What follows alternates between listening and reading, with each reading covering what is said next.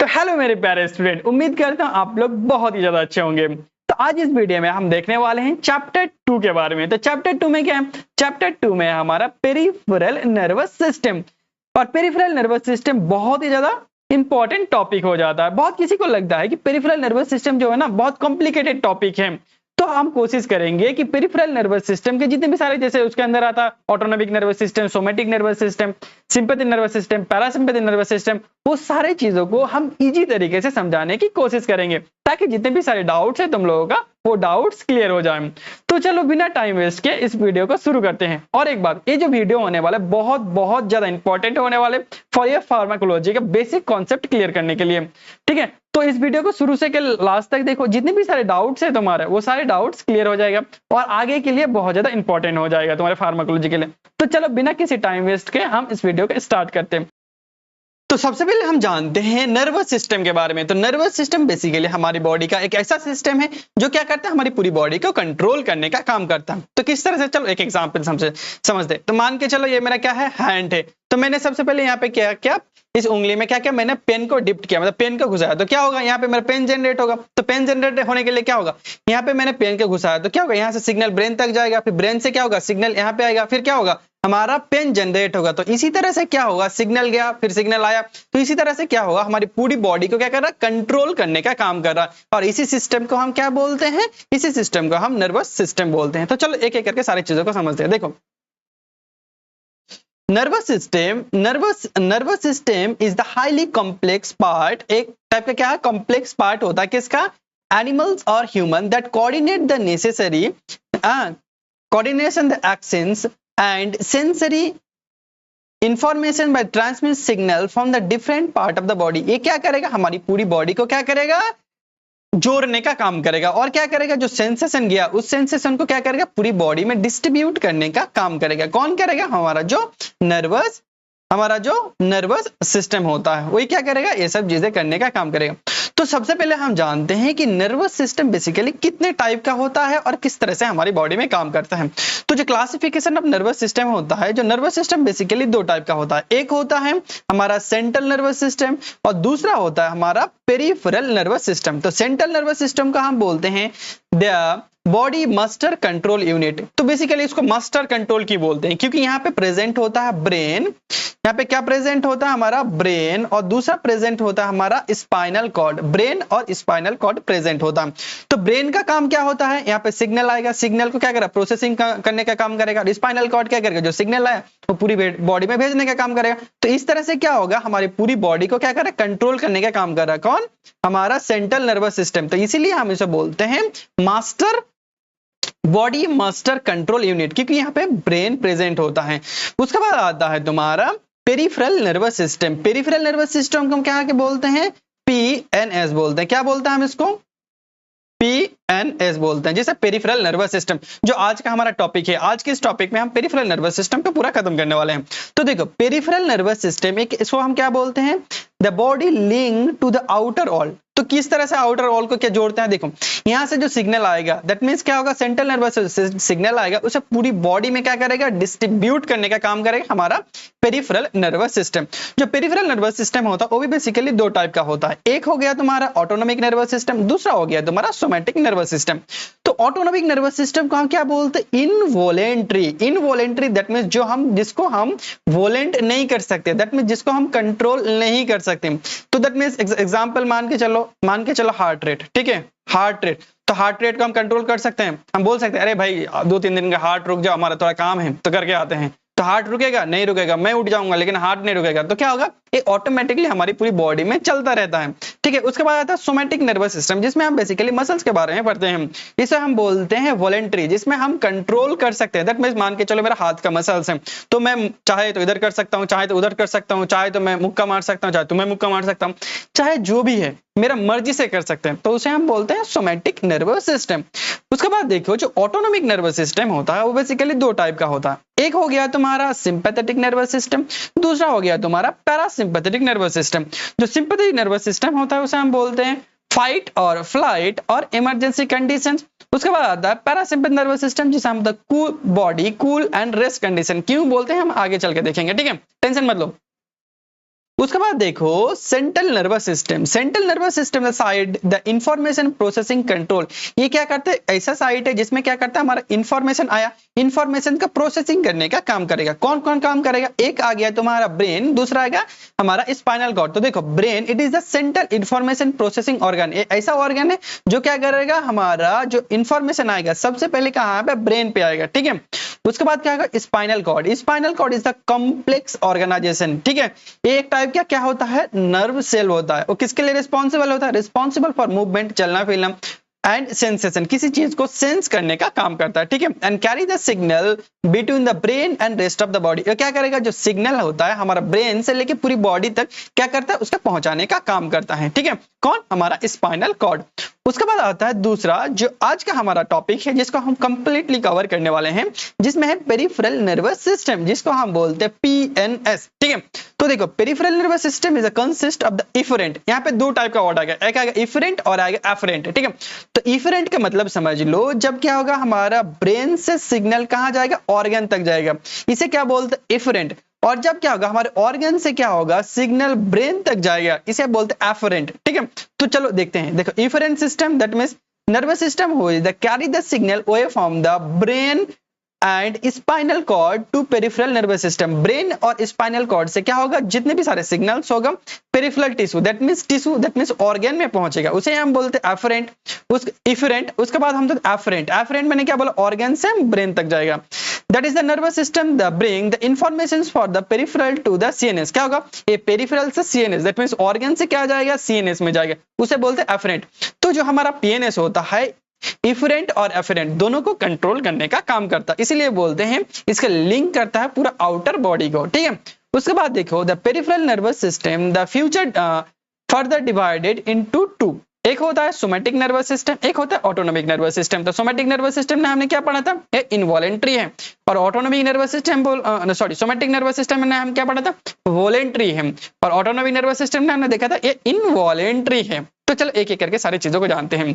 तो जो सबसे मोस्ट इंपॉर्टेंट चीजें आता है हमारा डिफरेंस बिटवीन पैरासिम्पैथेटिक और सिंपैथेटिक नर्वस सिस्टम। अगर मैं दावे से बोल सकता हूं, अगर तुम ये जान गए एक बार, ठीक है, याद कर लिए, मैं ट्रिक से याद करूंगा, टेंशन मत लो। अगर ये तुम एक बार जान गए तो तुम्हारा जो एएनएस है बहुत ज्यादा इजी हो जाएगा। तो चलो इसको जानने के लिए हम एक एग्जाम्पल से समझते हैं। तो चलो ये वाला जो स्लाइड है, इसको अगर तुम अच्छे से जान गए तो तुम्हारा जो एएनएस है वो जितने भी सारे बेसिक कॉन्सेप्ट है वो क्लियर हो जाएगा, और जितने भी डाउट है वो क्लियर हो जाएगा। इसलिए इस स्लाइड को ध्यान से समझो। तो मान के चलो मैं टीचर हूं, तो क्या होगा, मैं यूनिवर्सिटी में क्या कर रहा हूं, बच्चों को पढ़ा रहा हूं दैट मींस नॉर्मल कंडीशन है, पढ़ा रहा हूं, बात कर रहा हूं तुम लोगों से, तो ये नॉर्मल कंडीशन है। उसके बाद मान के चलो मेरा गेट से क्या आ गया, एक टाइगर आ गया। तो टाइगर आ गया तो हम क्या करेंगे जी, वहां से जल्दी जल्दी सब उठा के भागेंगे। मैं भी भागूंगा, मेरे साथ मेरे जो स्टूडेंट है वो भी भागा। तो देखो यहाँ पे मैं भी भाग गया और मेरा जो स्टूडेंट है वो भी भाग गया, ठीक है। क्या हो गया, भाग गया। किस लिए भागा, क्योंकि वहां पे टाइगर आ गया था। तो देखो बेसिकली जो नॉर्मल कंडीशन कौन सा कंडीशन, जब मैं पढ़ा रहा था वो मेरा नॉर्मल कंडीशन है। जो नॉर्मल कंडीशन होगा उसे हम बोलते हैं पैरासिम्पैथेटिक नर्वस सिस्टम, ठीक है, आया समझ में। उसके बाद जब आ गया इमरजेंसी कंडीशंस, ठीक है, इमरजेंसी कंडीशंस को हम बोलते हैं सिंपैथेटिक नर्वस सिस्टम। देखो इसको नॉर्मल इसीलिए इसको बोलते हैं रेस्ट एंड डाइजेस्ट, ठीक है। ये रेस्ट एंड डाइजेस्ट किसको हम बोलते हैं, पैरासिम्पैथेटिक नर्वस सिस्टम को, क्योंकि यहाँ पे क्या होता है, हमारी बॉडी रेस्ट रहता है, ठीक है। और यहाँ पे क्या होता है, जितने भी तरह सिक्रेशंस होता है यहाँ पे होता है, और इमरजेंसी कंडीशन भागेंगे, दौड़ भागेंगे। तो देखेंगे हम अगर नॉर्मल कंडीशन में है तो हमारे बॉडी में क्या चेंजेस आएगा, और अगर हम इमरजेंसी कंडीशन में है तो क्या चेंज आएगा। नॉर्मल दैट मींस हम जानते हैं पैरासिम्पैथेटिक, तो पैरासिम्पैथेटिक में हमारी बॉडी में क्या चेंज होगा, देखो जो हार्ट रेट होगा वो एज कंपेयर टू कम होगा, स्लो चलेगा, ठीक है। लेकिन एज कंपेयर टू अगर इसे कंपेयर करें तो जब दौड़ेंगे भागेंगे तो उस टाइम क्या होगा, हमारे हार्ट रेट बहुत ज्यादा बढ़ जाता है, ठीक है। और देखेंगे सिंपैथेटिक में, पैरासिम्पैथेटिक में जो हमारे बॉडी का प्रोडक्शन है, प्रोडक्शन दैट मींस क्या होगा, जितने भी सलाइवा प्रोडक्शन होगा, यूरिन का सिक्रेशंस हो गया, ठीक है, जितने भी म्यूकोसा प्रोडक्शन होगा, जितने भी सारे प्रोडक्शंस होगा वो क्या होगा, बढ़ेगा। इसीलिए हम इसको बोलते हैं डाइजेस्ट कंडीशन। दैट मींस हमारा क्या होगा, नॉर्मल कंडीशन में बैठे हैं तो सलाइवा सिक्रेशन होगा, यूरिन बढ़ेगा, ठीक है। लेकिन जब हमारा emergency condition that means sympathetic nervous system, उस टाइम क्या होगा, जितने भी सारे सिक्रेशंस होगा वो क्या होगा, घटेगा, क्योंकि इमरजेंसी कंडीशन हम दौड़ भाग करेंगे तो ऑटोमेटिकली वो चीजें क्या होगा, घटेगा। तो ऐसे तुम कभी बोले हो कि चलो टाइगर देख लिया, तो अरे टाइगर को रहने दो, मैं जब पहले वॉशरूम से आता हूँ, ऐसा कभी नहीं होता, पहले टाइगर को देख के भागोगे अपनी जान बचा के। तो इसीलिए जितने भी प्रोडक्शन होता है वो क्या घट जाता है, किसमें, हमारी सिंपैथेटिक नर्वस सिस्टम में। तो चलो सबसे पहले और एक चीजें देख लेते हैं जहां पे बच्चे सबसे ज्यादा डाउट होता है। देखो जब हम एएनएस को पढ़ते हैं तो एएनएस में बेसिकली हम 4 टाइप का ड्रग्स को पढ़ते हैं। एक तो हो गया कोलिनर्जिक ड्रग्स, ठीक है, और कोलिनर्जिक ड्रग्स को हम बोलते हैं पैरासिम्पैथोमाइमेटिक ड्रग्स। तो इसको पैरासिम्पैथोमाइमेटिक क्यों बोलते हैं, देखो माइमेटिक दैट मींस किसी का एक्शंस को क्या करना है, एक्शंस को क्या करना है, कॉपी करना है, क्या, किसी की एक्शंस को copy. Mimetic that means copy the actions, ठीक है। तो किसका एक्शंस को कॉपी करेगा, sympathetic nervous system. That means cholinergic drugs वो ड्रग्स होगा वो क्या करेगा, पैरासिम्पैथेटिक नर्वस सिस्टम का क्या करेगा, एक्शंस को कॉपी करेगा, ठीक है। दैट मींस जैसे ये ड्रग, जितने भी ड्रग्स होगा ये क्या करेगा, हमारे हार्ट रेट को कम करने का काम करेगा। दैट नॉर्मल कंडीशन में है, तो नॉर्मल कंडीशन में क्या होगा, हमारे जो हार्ट रेट होगा वो कम करने का काम करेगा। तो उसके बाद आता है एंटी कोलिनर्जिक ड्रग्स। एंटी किसी चीज को सामने जब एंटी लग जाता है तब क्या करता है, उस चीज को रोकता है। तो किसके सामने एंटी लगा है, कोलिनर्जिक के सामने एंटी लगा है, तो किसको रोकेगा, हमारा जो कोलिनर्जिक, दैट मींस कोलिनर्जिक जो ड्रग्स काम कर रहा था उसका उल्टा काम कर रहेगा। देखो इसको और एक नाम से बोल सकते हैं, पैरासिम्पैथोलाइटिक। देखो जब भी किसी ऑड के सामने लाइटिक लग जाएगा तो मान के चलो उसका क्या करना है, ऑपोजिट एक्शंस, क्या करेगा, ऑपोजिट एक्शंस शो करेगा। तो किसका ऑपोजिट एक्शंस करेगा, यहाँ पे करेगा सिंपैथेटिक नर्वस सिस्टम का ऑपोजिट एक्शंस काम करेगा। कौन, जितने भी हमारे एंटी कोलिनर्जिक। तो देखो यहाँ पे क्या हो रहा है, हमारा हार्ट रेट घट रहा था, लेकिन यहाँ पे क्या होगा, एंटी कोलिनर्जिक उसका उल्टा होगा। दैट मींस यहाँ पे क्या हो रहा है, हमारा हार्ट रेट बढ़ रहा है। उसके बाद देखो हम पढ़ते हैं तीसरा ड्रग्स पढ़ते हैं एडिनर्जिक ड्रग्स। तो एडिनर्जिक ड्रग्स को हम बोलते हैं सिंपैथोमाइमेटिक। सिंपैथोमाइमेटिक दैट मींस क्या होगा, सिंपैथेटिक की तरह काम करेगा वो drugs. That means adrenergic drugs वो ड्रग्स होगा जो क्या करेगा, सिंपैथेटिक नर्वस सिस्टम की तरह काम करेगा। That means sympathetic nervous system emergency condition, emergency conditions में क्या हो रहा, हमारा हार्ट रेट क्या होता, बहुत ज्यादा बढ़ जा रहा था। अंडरस्टैंड। तो क्या होगा, देखो इसके बाद हम देख पढ़ते हैं एंटी एडिनर्जिक। दैट मींस क्या करेगा, एडिनर्जिक की उल्टा, एडिनर्जिक उल्टा काम करेगा तो क्या होगा, हार्ट रेट घटेगा। और देखो इसको हम क्या बोलते हैं, सिंपैथोलाइटिक। लाइटिक देखो उसका ऑपोजिट काम करेगा। तो आए समझ में, ये पूरा था हमारा ड्रग्स के बारे में पढ़ते हैं। तो यहाँ पे तुमने अगर एक चीज को नोटिस किया होगा, ठीक है, एक चीज को अगर नोटिस किया होगा तो तुम बोलोगे, क्वेश्चन करोगे कि सर आप मुझे ये चीज बताओ कि देखो ये जो कोलिनर्जिक ड्रग्स हो रहा है और यहाँ पे जो हमारे एंटी एडिनर्जिक ड्रग्स हो रहा है वो तो सेम काम कर रहा है, ठीक है, ये तो सेम काम कर रहे हैं, तो अलग अलग क्यों पढ़ेंगे, ठीक है।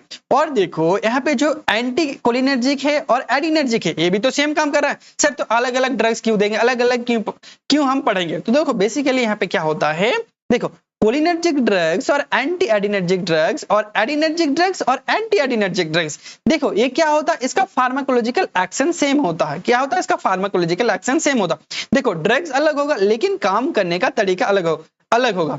तो बोलोगे कि सर क्या समझ में नहीं आया। तो देखो मान के चलो मैं एक टीचर हूं, तो मेरा नाम क्या है, नूर हसन है, और क्या मेरा फ्रेंड है, मान के चलो मेरा बेस्ट फ्रेंड है जो अब्राउल, वो भी क्या करता है, वो भी पढ़ाता है। तो दोनों का काम क्या है, दोनों का काम है पढ़ाना, लेकिन क्या मेरा टेक्निक, पढ़ाने का टेक्निक अलग है और अब्राउल सर का पढ़ाने का टेक्निक अलग है। दोनों का टेक्निक क्या है, अलग अलग है। तो मान के तो अलग अलग है, तो उसी तरह से ये ड्रग्स क्या होगा, काम तो सेम ही करेगा लेकिन काम करने का तरीका अलग होगा, ठीक है। तो हमेशा याद रखना जो कोलिनर्जिक ड्रग्स और एंटी कोलिनर्जिक है उसका काम सेम होगा। जो एडिनर्जिक ड्रग्स होगा और एडिनर्जिक ड्रग्स होगा और एंटी कोलिनर्जिक ड्रग्स होगा उसका फार्माकोलॉजिकल एक्शन सेम होगा। अगर तुम ये चीज दिमाग में रख लिए तो तुम्हारा ईएनएस पानी की जैसा हो जाएगा, ठीक है, तो टेंशन ना लो। तो चलो देखते हैं डिफरेंस, देखते हैं पैरासिम्पैथेटिक और सिंपैथेटिक। जो हार्ट में क्या करेगा, देखो हार्ट में ये मेरा नॉर्मल कंडीशन है, दैट मींस पैरासिम्पैथेटिक है, तो हार्ट रेट क्या, heart rate and force of contraction क्या होगा, घटेगा। और देखो इमरजेंसी कंडीशन, जब मैं भाग रहा था सब कुछ छोड़ छाड़ के, तो क्या होगा, ये वाला कंडीशन में क्या होगा, हमारे हार्ट रेट बढ़ेगा। देखो इसको रट्टा नहीं मारना है, जस्ट इमेजिन करो, ठीक है। ये जो मैंने हिस्टोरी बोला अभी तक, जो मैंने बोला उसको इमेजिन करो और चीजों को समझो, ठीक है, क्योंकि रट्टा मारोगे तो ज्यादा दिन याद नहीं रहेगा। उसके बाद देखो ग्लैंड्स, सलाइवा ग्लैंड्स, तो मैंने बोला जितनी भी सारा प्रोडक्शंस होगा वो क्या होगा, हमारी पैरासिम्पैथेटिक नर्वस सिस्टम वो क्या होगा, वो बढ़ेगा। देखो हार्ट रेट घटेगा, बाकी जितनी भी सारी चीज होगा बढ़ेगा। देखो सलाइवा सीक्रेशन क्या होगा, बढ़ गया। ओरल म्यूकोसा प्रोडक्शन भी बढ़ गया, ठीक है। और देखो हमारा जो स्टोमक में क्या होता है, पैरासिटालिस मूवमेंट बढ़ेगा, दैट मींस जीआईटी का बढ़ेगा, दैट मींस उसमें गैस्ट्रिक सिक्रेशन भी बढ़ेगा। और किडनी में क्या हो रहा है, यूरिन सिक्रेशन भी बढ़ रहा है। और यहाँ पे देखो क्या हो रहा है, सलाइवा प्रोडक्शन घट रहा है, म्यूकोसा प्रोडक्शन घट रहा है, पैरासिटालिस मूवमेंट घट रहा है, और क्या हो, यूरिन रिटेंशन भी घट रहा है। और यहाँ पे देखो जो आई में क्या इफेक्ट आता है, आई में आता है पीपल आर कॉन्स्ट्रिक्ट, पीपल जब कॉन्स्ट्रिक्ट हो जाता है इस कंडीशन को हम बोलते हैं मायोसिस बोलते हैं। क्या बोलते हैं, मायोसिस। और यहाँ पे क्या होता है, पीपल डायलेट हो जाता है, दैट मींस टाइगर को देखो, टाइगर देखने को दैट मींस ऐसा रिएक्शन होता है ना, दैट मींस आंख बड़ा हो जाता है, दैट मींस इस कंडीशन को हम क्या बोलते हैं, माइड्रियासिस बोलते हैं। माइड्रियासिस जब हमारे पीपल क्या हो जाता है, डायलेट हो जाता है, उसे हम बोलते हैं माइड्रियासिस। और पीपल जब हमारा कॉन्स्ट्रिक्ट हो जाता है उसे हम बोलते हैं मायोसिस। और लंग्स क्या होता है, लंग्स हमारा कॉन्स्ट्रिक्ट हो जाएगा, और यहाँ पे क्या होगा, लंग्स हमारा क्या होगा, फूलना, जल्दी जल्दी सांस लेना, फूलना। उस टाइम क्या होगा, जो हमारे लंग्स होगा वो क्या होगा, रिलैक्सेशन हो जाएगा। तो ये जो सारी एग्जांपल मैंने कौन सा ऑर्गन में क्या क्या इफेक्ट शो कर रहा है, पैरासिम्पैथेटिक और सिंपैथेटिक में बहुत इंपॉर्टेंट है। जब हम हर एक करके जब हम उसका फार्माकोलॉजिकल एक्शन पढ़ेंगे सारी चीजें याद आएगा, उसका ड्रग्स में भी याद आएगा। तो चलो सबसे पहले जो सिस्टम आता है उसे हम बोलते हैं कोलिनर्जिक ड्रग्स, ठीक है। तो कोलिनर्जिक ड्रग्स बेसिकली देखो, कोलिनर्जिक ड्रग्स को और हम क्या बोलते सकते हैं, parasympathomimetic drugs, that means parasympathomimetic, that means mimetic, that means copy करना, जो मैंने अभी समझाया किसका एक्शंस को कॉपी करना, पैरासिम्पैथेटिक एक्शंस को। दैट मींस यहाँ पे कोलिनर्जिक ड्रग्स वो ड्रग्स होगा जो क्या करेगा, हमारा जो तो पैरासिम्पैथिक नर्वस सिस्टम है उसके एक्शंस को कॉपी करेगा सेम टू सेम, ठीक है। तो देखते हैं इंट्रोडक्शन। जो parasympathetic nervous system is one of the autonomic nervous system. ये क्या होता है, जो हमारे पैरासिम्पैथिक नर्वस सिस्टम है और किसका पार्ट होता है, ये ऑटोनोमिक नर्वस सिस्टम का पार्ट होता है। दैट मींस ये क्या होगा, इनवॉलेंटरी होगा, which control the involuntary body process. जो हमारी बॉडी में इनवॉलेंटरी, जिसको हम कंट्रोल नहीं कर सकते हैं, वो किस में हम पढ़ेंगे, वो हम पढ़ेंगे कोलिनर्जिक सिस्टम में पढ़ेंगे, ठीक है। उसके बाद देखो responsible for rest and digest condition. तो बोलेंगे सर इसको रेस्ट एंड डाइजेशन कंडीशन क्यों बोल रहे हैं, क्योंकि ये मेरा नॉर्मल कंडीशन है। नॉर्मल कंडीशन में हम क्या करते हैं, रेस्ट करते हैं, और यहाँ पे क्या होता है, जितने भी सारे सिक्रेशंस हो रहा था वो बढ़ रहा था, इसीलिए हम बोलते हैं डाइजेस्ट कंडीशन, ठीक है। Rest and digest condition, that means normal condition. Who is the help to body conserve energy। ये क्या करता है, हमारी बॉडी एनर्जी को स्टोर करने। जब मैं नॉर्मल बैठा हूं तो क्या होगा, एनर्जी हमारा स्टोर हो रहा है। लेकिन जब हम क्या कर रहे हैं, हम दौड़ भाग कर रहे हैं, इधर उधर जा रहे हैं, बहुत टाइगर आ गया भाग रहे हैं, तो इस टाइम क्या होगा, हमारा जल्दी जल्दी एनर्जी लॉस होगा। तो उसके लिए क्या करता है, एनर्जी को बचाने का काम करता है कौन, हमारा कोलिनर्जिक सिस्टम। और क्या maintains the homeostasis, that means हमारी पूरी बॉडी का बैलेंस को बनाने का काम करता है। कब, अनस्ट्रेसफुल कंडीशन, जहां पे कोई टेंशन ही नहीं है, कोई चिंता ही नहीं है, मैं बैठा हूं, ठीक है, मैं अभी पढ़ा रहा हूं, कोई टेंशन नहीं है, पढ़ा रहा हूं तुम लोगों को, ठीक है, नॉर्मल कंडीशन चल रहा है, तो उस टाइम के कंडीशंस को हम कब बोलते हैं, कोलिनर्जिक सिस्टम, ठीक है, या पैरासिम्पैथेटिक सिस्टम। देखो पैरासिम्पैथेटिक नर्वस सिस्टम का जो न्यूरोट्रांसमीटर होता है वो होता है एसिटाइल कोलिन, बहुत इंपॉर्टेंट है। देखो न्यूरोट्रांसमीटर क्या होता है, न्यूरो दैट मींस क्या करता है, जो सिग्नल को क्या करता है, कैरी करने का काम करता है। तो देखो, और इस साथ क्या लिखा है, ट्रांसमीटर, दैट मींस हमारे सिग्नल को जो एक जगह से दूसरी जगह को लेके जाने का काम करेगा, उसको हम बोलते हैं न्यूरोट्रांसमीटर। तो जो हमारा पैरासिम्पैथिक नर्वस सिस्टम है उसका न्यूरोट्रांसमीटर कौन है, acetyl choline. That means acetyl choline एक ऐसा न्यूरोट्रांसमीटर है जो क्या करेगा, हमारा कोलिनर्जिक सिस्टम का जितने भी सारे सिग्नल होगा वो इधर से उधर ले जाने का काम करेगा, दैट मींस ट्रांसमिट करने का काम करेगा। और इसीलिए इस सिस्टम को हम बोलते हैं कोलिनर्जिक। दैट मींस क्यों बोलते हैं, क्योंकि इसका जो न्यूरोट्रांसमीटर है वो है एसिटाइल कोलिन, और इसी के नाम पे इस सिस्टम को रखा गया। तो चलो सबसे पहले जानते हैं इस सिस्टम का क्या क्या रिसेप्टर हैं। जो हम कोलिनर्जिक सिस्टम पढ़ेंगे उसका क्या क्या रिसेप्टर है। तो रिसेप्टर क्या है, रिसेप्टर एक टाइप का प्रोटीन मॉलिक्यूल्स है। रिसेप्टर पहले जान लेते हैं, ठीक है। रिसेप्टर एक टाइप का प्रोटीन मॉलिक्यूल है जिसमें क्या होता है, हमारा ड्रग जाके बाइंड होता है। बाइंड होने के बाद क्या होता है, कॉम्प्लेक्स फॉर्मेशन होता है दोनों का। कॉम्प्लेक्स फॉर्मेशन की वजह से क्या होता है, हमारी बॉडी में रिस्पॉन्स शो करता है। जब तक ड्रग्स क्या करेगा, अपने रिसेप्टर में जाके बाइंड नहीं करेगा तब तक अपना एक्शन शो नहीं करेगा। वो ड्रग जो रिसेप्टर मीडिएटेड है, ठीक है। तो रिसेप्टर बहुत इंपॉर्टेंट है जानना। तो जो कोलिनर्जिक सिस्टम होता है उसका जो रिसेप्टर होता है बेसिकली दो टाइप का होता है। एक तो हो गया तुम्हारा निकोटिनिक रिसेप्टर और दूसरा हो गया तुम्हारा मस्करनिक रिसेप्टर। तो निकोटिनिक रिसेप्टर को हम बोलते हैं एन और जो मस्करनिक रिसेप्टर होता है उसे हम बोलते हैं एम। उसके बाद हम देखें फ्यूचर डिवाइडेड। उसके बाद देखो जो निकोटिनिक रिसेप्टर है वो भी बेसिकली दो टाइप का होता है। एक तो होता है एन एन और होता है एन एम। तो हम देखेंगे इसका लोकेशन कहाँ कहाँ प्रेजेंट होता है, लोकेशन के हिसाब से हम ड्रग्स को यूज करेंगे। तो बहुत इंपॉर्टेंट है, याद रखो। तो देखो जो एन एन रिसेप्टर होता है कहाँ प्रेजेंट होता है, गैंग्लिया में प्रेजेंट होता है। और कहाँ पे प्रेजेंट होता है, एड्रिनल मेडुला। और एन एम एम एम में छुपा है कहाँ पे, muscle, that means neuro muscular junction में प्रेजेंट होगा। एन देखो N दैट मींस न्यूरो और M N that means muscle, neuro muscular junction जो, ठीक है, NM रिसेप्टर कहाँ प्रेजेंट होता है, न्यूरो मस्कुलर जंक्शन, इंपॉर्टेंट है, आगे चल के हम पढ़ेंगे इसको, ठीक है।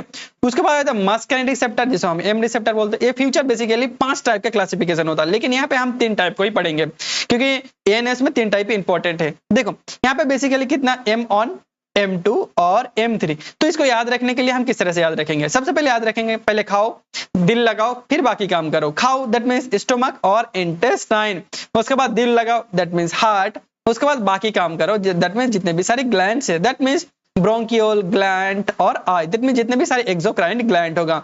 तो आई होप समझ में आ गया होगा रिसेप्टर। तो आगे देखते हैं, तो आगे देखते हैं कि जो हमारे एसिटाइल कोलिन होता है वो किस तरह से हमारी बॉडी में सिंथेसाइज होता है। देखो synthesis and storage and distribution of acetyl choline. क्यों एसिटाइल कोलिन को हम पढ़ेंगे, क्योंकि एसिटाइल कोलिन जो होता है वो प्रिंसिपल न्यूरोट्रांसमीटर होता है कोलिनर्जिक सिस्टम का। जो कोलिनर्जिक सिस्टम होता है उसका जो मेन रिसेप्टर, मेन न्यूरोट्रांसमीटर होता है वो कौन होता है, वो हमारा एसिटाइल कोलिन होता है। तो एक एक करके सारी चीजों को देखते हैं किस तरह से वो सिंथेसिस होता है। तो बेसिकली ये मिलता है हमारा माइटोकॉन्ड्रिया से। माइटोकॉन्ड्रिया से क्या रिलीज होता है, हमारा एसिटाइल कोआ, ठीक है। देखो और वो एसिटाइल कोआ रिलीज होकर कहां पे आएगा, हमारे न्यूरॉन सेल में आएगा जिसे हम बोलते हैं साइनेप्स, ठीक है। साइनेप्स के अंदर आएगा और साइनेप्स में प्रेजेंट होगा कोलिन, तो दोनों का रिएक्शंस होगा, फिर क्या बनेगा, acetyl choline by the presence of choline acetyl transferase enzyme. कौन एंजाइम मदद कर रहा है दोनों का रिएक्शंस कराने में, कोलिन एसिटाइल ट्रांसफरेज एंजाइम, याद रखना इंपॉर्टेंट होता है, ठीक है। उसके बाद कोलिन तो बन गया, फिर कोलिन क्या करेगा, अपने घर जाएगा, दैट मींस अपनी वेसिकल्स में जाएगा, ठीक है। क्या होगा, वेसिकल्स में स्टोर हो जाएगा जब तक उसको स्टिमुलेट नहीं किया जाता, दैट मींस क्या होगा, वो जमा रहेगा। उसके बाद क्या आ गया, मान के चलो स्टिमुलेट हुआ, फिर क्या होगा, स्टिमुलेट होने की वजह से क्या होगा, कोलिन रिलीज होगा। तो देखो ये वाला जो पोर्शन होता है दैट मींस ए वाला पूरा पोर्शन ऊपर वाला, इसे हम बोलते हैं प्री साइनेप्टिक, दैट मींस पहले वाला। फिर क्या होगा, रिलीज होगा प्री साइनेप्टिक से, फिर प्री साइनेप्टिक रिलीज होने के बाद क्या होगा, साइनेप्टिक क्लिप में आएगा। दैट मींस ये जो वाला पोर्शन है इसे हम क्या बोलते हैं, साइनेप्टिक क्लिप, बीच वाला पोर्शन, ठीक है। फिर क्या होगा, यहाँ पे रिलीज होगा, रिलीज होने के बाद क्या होगा, अपने रिसेप्टर में जाके क्या करेगा, बाइंड करेगा, और रिसेप्टर में जाके बाइंड करेगा तभी क्या होगा, अपना फार्माकोलॉजिकल एक्शन वो शो करेगा। दैट मींस जो एसिटाइल कोलिन का जो काम था वो क्या करेगा, रिस्पॉन्ड जो काम था वही काम करेगा। दैट मींस इसका कौन सा रिसेप्टर था, इसका N रिसेप्टर था और M रिसेप्टर पे जाके बाइंड कर दिया, फिर जो एसिटाइल कोलिन का जो अपना काम था वो शो करेगा। उसके बाद क्या होगा, जो काम करने के बाद क्या होगा, हमारा एक टाइप का एंजाइम है जिसे हम बोलते हैं कोलिन एस्ट्रेज एंजाइम। क्या बोलते हैं, choline esterase enzyme. Choline esterase enzyme basically क्या करता है, जो हमारे यहाँ पे एसिटाइल कोलिन होता है ना, उसके बॉडी से बाहर करने का काम करता है, ठीक है। कौन करता है, हमारा कोलिन एस्ट्रेज एंजाइम, ठीक है। क्या होगा, एसिटाइल कोलिन बहुत लंबे टर्म तक रहेगा तो क्या टॉक्सिसिटी का करेगा, तो क्या करेगा, उसको बॉडी से बाहर करने का काम करता है। तो बाहर करने का किस तरह से काम करेगा, उसको तोड़ देगा, किससे, कोलिन और एसीटेट से। जो कोलिन होगा वो हाइड्रोलाइज हो जाएगा, बॉडी से बाहर निकल जाएगा, और एसीटेट, और जो कोलिन होगा वो क्या होगा, वो हमारे वेसिकल्स में, फिर क्या होगा, प्री साइनेप्टिक क्लेस में, फिर क्या होगा, वो स्टोर हो जाएगा। तो इस तरह से क्या होगा, हमारी पूरी प्रोसेस चलता है। तो फिर एक एक सारे चीजों को और एक बार देख लेते हैं। देखो जो फर्स्ट स्टेप हमने क्या देखा था, माइटोकॉन्ड्रिया से क्या था, कोलिन रिलीज हो रहा है, ठीक है, एसिटाइल को रिलीज होगा, फिर क्या होगा, कोलिन के साथ बाइंड करेगा सॉरी, फिर क्या होगा, हमारा the presence of enzyme choline acetyl transferase में क्या बनेगा, एसिटाइल कोआ बनेगा। ये है था हमारे फर्स्ट स्टेप। सेकेंड स्टेप में क्या हो रहा था, सेकेंड स्टेप में बेसिकली हमारा कोलिन वेसिकल में स्टोर हो गया, और थर्ड स्टेप में क्या हो रहा था, थर्ड स्टेप में क्या हो रहा था, ये रिलीज हो रहा था, जब स्टिमुलेट हो रहा था रिलीज हो रहा था। और फोर्थ स्टेप में क्या हो रहा था, ये बाइंड हो रहा था, ठीक है। बाइंड होने के बाद फार्माकोलॉजिकल एक्शन शो करेगा। फिर क्या होता, 5 जो स्टेप था उसमें क्या हो रहा था, 5 स्टेप में बेसिकली इसको बॉडी से बाहर कर रहा, और बाहर कर रहा तो किस किस पार्ट में टूट रहा है, एक कोलिन और एसीटेट, ठीक है। जो कोलिन हो रहा था हाइड्रोलाइज होकर बॉडी से बाहर जा रहा था, और जो क्या हो रहा था, हमारा कोलिन है वो कोलिन क्या कर रहा था, रिएप्टिक हो रहा था। ये जो स्टेप 6 में क्या होगा, जो कोलिन होगा वो रिएप्टिक हो जाएगा। आई होप समझ में आ गया होगा किस तरह से हमारे एसिटाइल कोलिन स्टोर होता है, सिंथेसिस होता है और डिस्ट्रीब्यूशन होता है। तो चलो उसके बाद हम और एक इंपॉर्टेंट टॉपिक को देखते हैं जिसमें हम बेसिकली पढ़ते हैं क्लासिफिकेशंस ऑफ पैरासिम्पैथोमाइमेटिक ड्रग्स। तो देखो जो पैरासिम्पैथोमाइमेटिक ड्रग्स होता है वो बेसिकली 2 टाइप का होता है, एक तो होता है डायरेक्ट एक्शन और दूसरा होता है हमारा इनडायरेक्ट एक्टिव। तो जो हम फार्माकोलॉजिकल एक्शंस पढ़ेंगे तब हम डायरेक्ट और इनडायरेक्ट किस तरह से काम करते हैं हम देखेंगे। यहाँ पे बेसिकली हम ड्रग्स के बारे में देखेंगे। तो देखो जो डायरेक्ट एक्टिंग होता है वो भी 2 टाइप का होता है, एक होता है कोलिन एस्ट्रेज और दूसरा होता है अल्कलॉइड्स। तो कोलिनेस्टर्स में बेसिकली हम क्या पढ़ते हैं, एसिटाइल कोआ, बिथानिकॉल, मीथाकोलिन और कार्बाकॉल। उसके बाद अल्कोलाइड, अल्कोलाइड दैट मींस ये सब ड्रग्स क्या होगा, नेचुरल ड्रग्स होगा। नेचुरल ड्रग्स किसका होगा, कोलिनर्जिक का, ठीक है। तो इसमें बेसिकली हम क्या पढ़ते हैं, पिलोकार्पिन, मस्कैनिन और एराकोलिन। उसके बाद आता है इनडायरेक्ट। इनडायरेक्ट भी बेसिकली दो टाइप का होता है, एक होता है रिवर्सिबल और दूसरा होता है इररिवर्सिबल। जो रिवर्सिबल होता है ये भी बेसिकली दो टाइप का होता है, एक होता है लिपिड सॉल्युबल, एक होता है वाटर सॉल्युबल। तो किस तरह से याद करना है, देखो इसको याद करने के लिए याद रखना, फांसी टांग दो रिभा की गले में। फांसी से हो गया तुम्हारा फाइसोस्टिग्मिन, टांग से होगा टेकारिन, दो से हो गया डोनिपीज और रिभा से रिवास्टिग्मिन और गले से गैलेंटामिन। फांसी टांग दो रिभा की गले में। अगर याद नहीं हो रहा तो ये ट्रिक्स याद लिखना। देखो याद करने के लिए कोई भी ट्रिक्स याद रख सकते हो, जो मैं दे रहा हूं वो भी याद रख सकते हो या तुम खुद का भी ट्रिक्स बना सकते हो, ठीक है, कोई दिक्कत नहीं है। उसके बाद हम देखेंगे वाटर सॉल्युबल, लिपिड सॉल्युबल याद कर लिया, उसके बाद हम water soluble. Water soluble basically कौन से ट्रिक्स में पढ़ेंगे हम, इसके लिए ट्रिक्स याद रखना। नहीं प्यारे अंदर आओ, तुम्हारे मान के चलो कोई फ्रेंड आया तो फ्रेंड को बोल रहे हो बाहर, घर के बाहर खड़े तो उसको बोल रहे हो अरे प्यारे अंदर आओ, तो बोलोगे नहीं प्यारे अंदर आओ, नहीं से होगा नियोस्टिग्मिन, प्यारे से होगा पाइडोस्टिग्मिन, अंदर आओ से एंड्रोपोनियम। तो इस तरह से पूरे ड्रग्स याद हो जाएगा। और जो वाटर सॉल्युबल और लिपिड सॉल्युबल होता है बहुत इंपॉर्टेंट है, आगे चल के बहुत काम आएगा। उसके बाद इररिवर्सिबल, इररिवर्सिबल में आता है तुम्हारा ऑर्गेनोफॉस्फेट और कार्बामेट। तो किस तरह से याद रखना है, देखो मैलाथियन और पैराथियन दोनों को एक साथ याद रखना, मैलाथियन पैराथियन, मैलाथियन पैराथियन एक साथ बोल रहा है। उसके बाद आता है एक ड्रग्स आता है इकोथियोपेट, उसके बाद आता है इस तीनों को एक साथ याद रखना, टेबुन सेरिन सोमेन, टेबुन सेरिन सोमेन। तो इस तरह से एक साथ बोलोगे तो ज्यादा जल्दी याद हो जाएगा। उसके बाद कार्बामेट, ठीक है, कार्बा ऑयल, प्रोपोक्सर और एल्डिकर आता है, ठीक है इसमें। तो ये ड्रग्स इंपॉर्टेंट है, याद रखना। उसके बाद आता है इसका फार्माकोलॉजिकल एक्शन, हमारी बॉडी में किस तरह से जो डायरेक्ट और इनडायरेक्ट हम ड्रग्स के बारे में पढ़े, किसका कोलिनर्जिक ड्रग्स हमारी बॉडी में किस तरह से काम करता है। तो चलो इसके समझने के लिए हम ये वाला डायग्राम और एक बार समझते हैं। देखो जो कोलिनर्जिक ड्रग्स था क्या था, कोलिनर्जिक, ठीक है, ड्रग्स था। कोलिनर्जिक जो ड्रग्स था वो बेसिकली कितने टाइप से काम कर रहा था, एक था तुम्हारा डायरेक्ट, एक था डायरेक्ट और दूसरा क्या था इनडायरेक्ट। क्या था एक था डायरेक्ट और दूसरा इनडायरेक्ट। जो डायरेक्ट ड्रग्स होगा वो क्या करेगा, जो कोलिनर्जिक रिसेप्टर होगा दैट मींस एन और एम रिसेप्टर होगा, उसे क्या करेगा, एक्टिवेट करने का काम करेगा, दैट मींस उसे स्टिमुलेट करने का काम करेगा। देखो बेसिकली जो कोलिनर्जिक ड्रग्स है उसका मेन काम यही है कि जितने भी हो सके एसिटाइल कोलिन का एक्शंस को क्या कर सकते हैं, एसिटाइल कोलिन को एक्शंस को बढ़ा सके। तो एक्शंस बढ़ाने के लिए क्या होगा, जो हमारा क्या होगा, हमारा जो क्या होगा रिसेप्टर होगा उसे क्या करेगा, स्टिमुलेट करने का काम करेंगे, दैट मींस बढ़ाने का काम करेंगे। स्टिमुलेट करेंगे तो ऑटोमेटिकली क्या होगा, हमारा जो एसिटाइल कोलिन है वहां पे जाकर बाइंड होगा, बाइंड करेगा तभी क्या करेगा, अपना एक्शन शो करेगा, ठीक है, रिसेप्टर में जाकर बाइंड करेगा तभी तो अपना एक्शन शो करेगा। और दूसरा क्या होता है, देखो फर्स्ट हम जान लिए कि क्या कर रहा है, ये रिसेप्टर को स्टिमुलेट करेगा। जो दूसरा ड्रग्स होगा दैट मींस इनडायरेक्ट ड्रग्स होगा, देखो ये बेसिकली डायरेक्ट रिसेप्टर पे जाकर नहीं काम करेगा, ये क्या करेगा, जो हमारे कोलिनेस्टरेज एंजाइम था उसको ही रोक दे रहा।